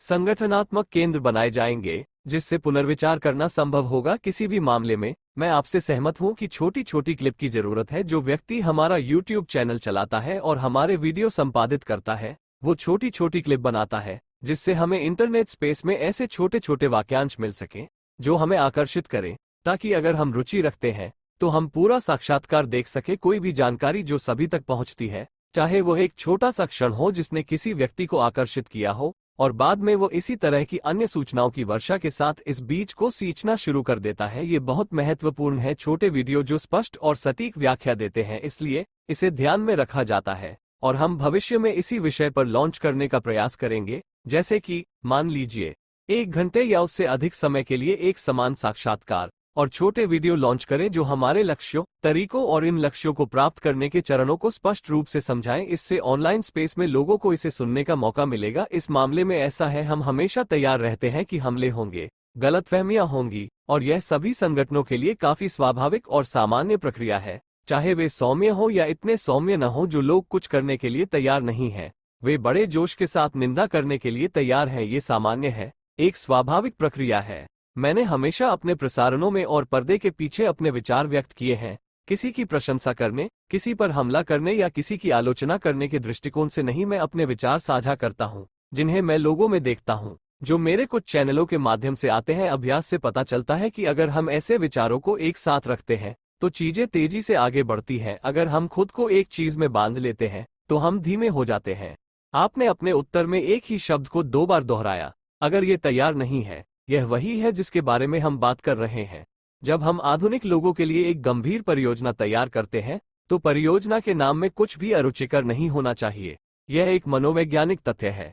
कोई भी मनोवैज्ञानिक आपको ये बताएगा सब कुछ स्पष्ट होना चाहिए, ताकि कोई व्यक्ति अटक न जाए। अन्यथा कई लोग कुछ समझाने की कोशिश करते हैं और इसी तरह, जबकि हमारा काम लोगों को तुरंत किसी उपयोगी चीज की ओर आकर्षित करना है। इसलिए मेरा सुझाव है कि हम नाम के बारे में और भी विस्तार से सोचें, ताकि इसे शुरू करना आसान हो, ताकि यह हतोत्साहित न हो। मुझे यह दृष्टिकोण पसंद है, मात्र सांसारिक। लेकिन यहाँ हमारे पास ऐसे लोग हैं जो लिखते हैं, पिता कहाँ है? हाँ, वे पिता के बारे में भूल गए। फिर से उन्होंने कहा कि माँ ने खुद पर बहुत कुछ लिया। स्त्री की शुरुआत बहुत दृढ़ता से प्रकट होती है, और वे पिता के बारे में भूल गए। यह वही है जो मैं अब देखता और देखता हूँ। खैर, डेनिस, इस बारे में आपका क्या कहना है? हाँ, मैं विटाली से यूनाइटेड ह्यूमैनिटी ऑफ मदर अर्थ, बिल्कुल मदर अर्थ के बारे में एक सवाल पूछना चाहता था, क्योंकि वह अमेरिका में है। विटाली, साझा करें, जब आप पद पर होते हैं तो वहाँ के लोग आमतौर पर मदर अर्थ के उस शीर्षक के बारे में कैसा महसूस करते हैं?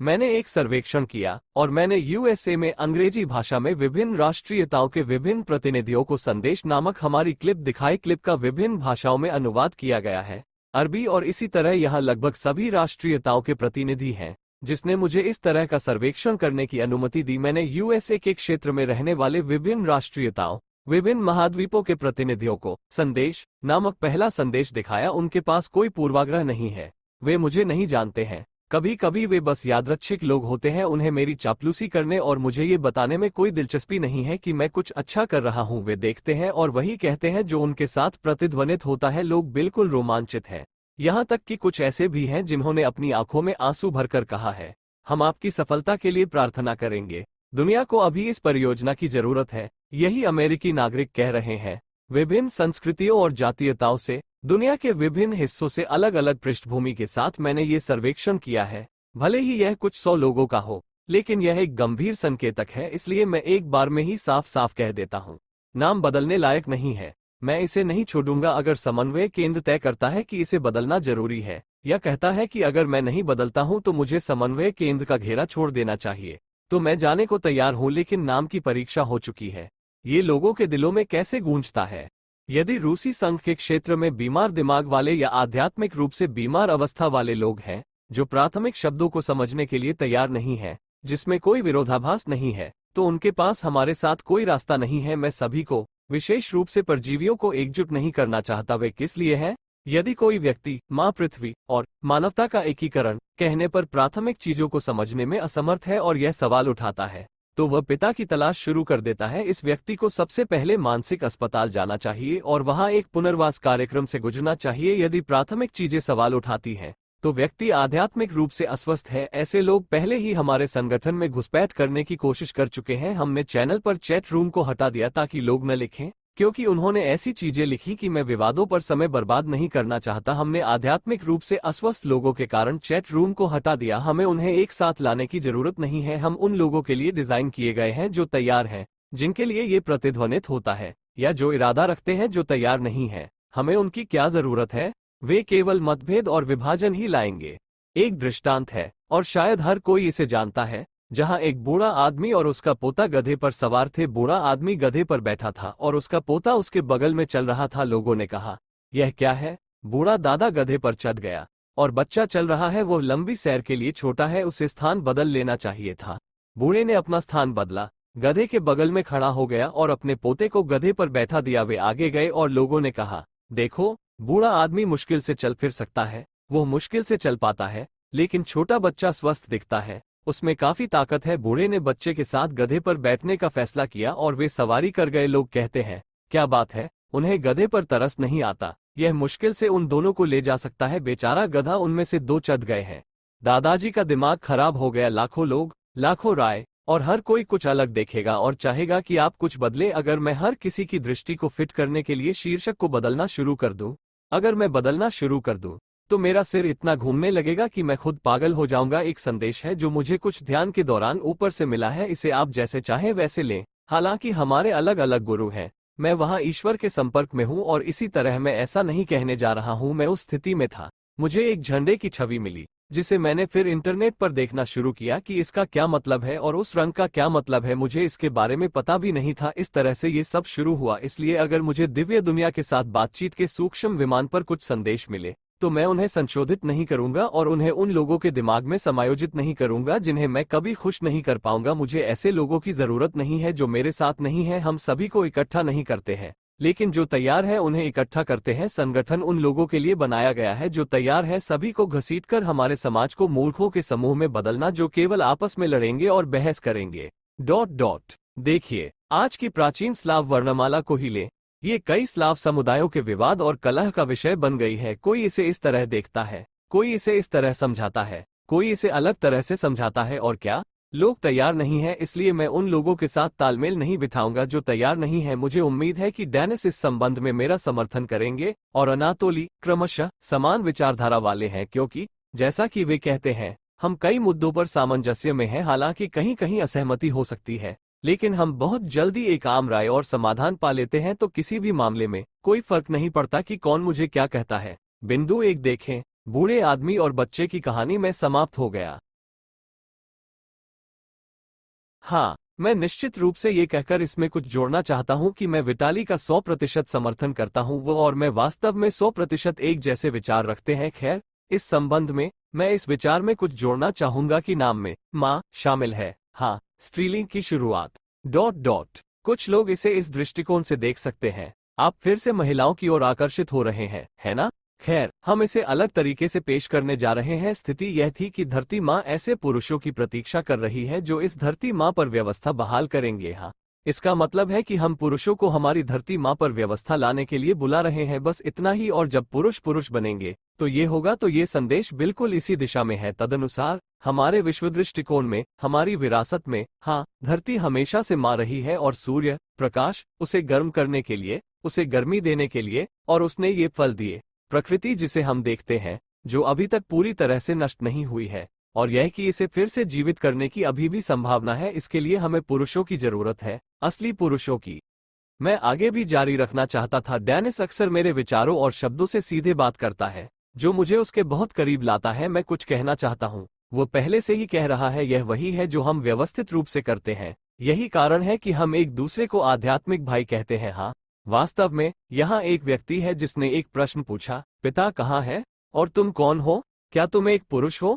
ठीक है, जैसा कि वे कहते हैं, धरती माँ का पिता बनो, या वही क्रमशः मर्दाना ऊर्जा वाला एक पुरुष जो इस धरती पर जो कुछ भी करने की आवश्यकता है उसे मंजूरी देगा। क्या आप ईश्वर को ध्यान में नहीं रखते हैं?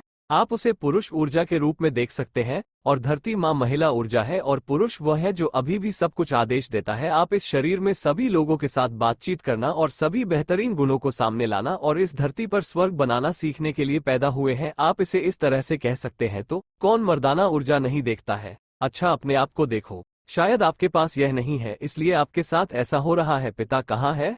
पिता कहाँ है? क्या आप पिता के साथ बड़े हुए हैं? अगर नहीं, तो हमें उस विषय पर वापस आना चाहिए जिस पर मैं बात कर रहा था। हमारे पास ऐसे असंतुलित पुरुष क्यों हैं जो पुरुष ऊर्जा की तलाश में इधर उधर भाग रहे हैं? हाँ, क्योंकि आपके पास ये पर्याप्त नहीं है, इसलिए आपके पास ये सवाल है। लेकिन मैं उन लोगों को दोष नहीं दे रहा हूँ, ये बस स्थिति है। और अगर आप किसी परिवार में पैदा हुए हैं तो आप पुरुष ऊर्जा की कमी के साथ पैदा हुए हैं, इसलिए यह आपका मुख्य कार्य है। इस पर काम करें। पिता बने एक पिता केवल इस धारणा से नहीं कि आपने बच्चों को जन्म दिया है और आपके घर में साथ हैं, बल्कि एक पुरुष के रूप में एक पिता, धरती माँ पर एक उदाहरण के रूप में अपनी मर्दाना ऊर्जा दिखाओ। डेनिस ने सही कहा, बिल्कुल सही। पर्याप्त पति नहीं है ग्रह पर समस्या, धरती माँ पर। आज धरती माँ पर हमारे पास एक समस्या है, पर्याप्त वास्तविक पुरुष नहीं है। बड़े अक्षरों में अंदर एक पुरुष कोर के साथ, इसीलिए हम सहमत नहीं हो पाते, हम आम सहमति नहीं बना पाते, हम एक नई दुनिया नहीं बना पाते, और यही एकमात्र कारण है कि युद्ध होते रहते हैं। पूरी समस्या पुरुष है। और अगर वे कहते हैं कि हमारी महिलाएं वैसी नहीं है जैसा मैंने पहले कहा, तो महिलाएं बिल्कुल वैसी ही होंगी जैसी पुरुष होंगे। एक पुरुष अपने आसपास या अपने आसपास किसी भी तरह की कामुक महिलाओं को आने और अनुचित व्यवहार करने की अनुमति नहीं देगा। और अगर वे ऐसा करती हैं तो ठीक है, आप वहां जाएं और वहां सारी कामुक प्रवृत्ति खत्म हो जाती है। पुरुष बनो पुरुष, और फिर तुम्हारे आसपास महिलाएं होंगी। वे जल्दी से तुम्हारी नई दुनिया में खुद को ढाल लेंगी। उन्हें फिर से प्रशिक्षित करने की भी जरूरत नहीं है, सब कुछ उनके स्वभाव में ही है। पुरुष बनो। खैर, ये बढ़िया है। मुझे लगता है कि हमारे पास काफी व्यापक कार्यक्रम है और इसे लंबा न खींचने के लिए मैं इसे ऐसे सही गंभीर नोट पर समाप्त करने का प्रस्ताव करता हूँ। और आप में से प्रत्येक को एक वाक्यांश या शायद एक संदेश कहना चाहिए जो किसी व्यक्ति को कुछ अच्छा, प्यार, खुशी और खुशी के मूड में डाल देगा। हाँ चलो डेनिस से शुरू करते हैं।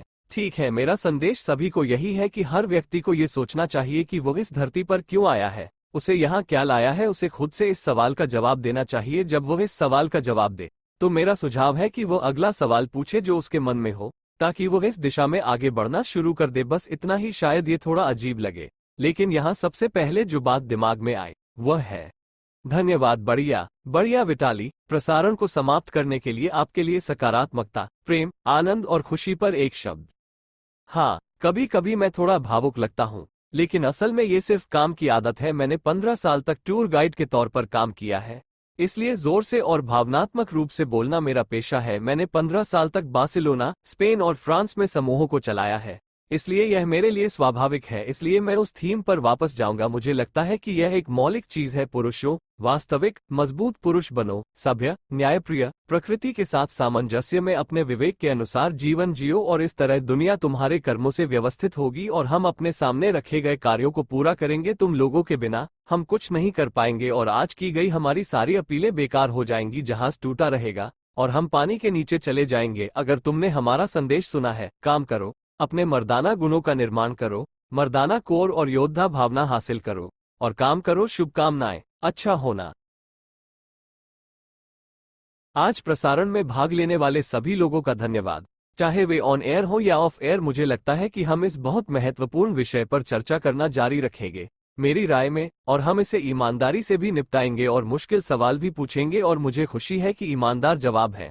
और मेरा सुझाव है कि हम आर्थिक विषय से निपटना जारी रखें। मैं संक्रमणकालीन चरणों, विकास के इस मार्ग लक्ष्य पर अधिक विस्तार से विचार करने और शायद कुछ दिशानिर्देश देने का भी प्रस्ताव करता हूं। अब कौन आ सकता है कि अपनी क्षमताओं के विभिन्न स्तरों पर भाग लेने के लिए एक सामान्य कारण बन सके। अपने दिल की गहराई से मैं आज के प्रसारण के प्रतिभागियों, उन सभी लोगों को धन्यवाद देना चाहता हूं जिन्होंने हमें सुना, जो यहाँ कैमरे पर थे।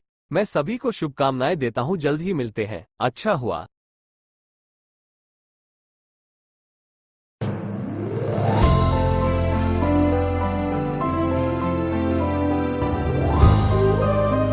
Народное славянское радио. Для пытливых умов.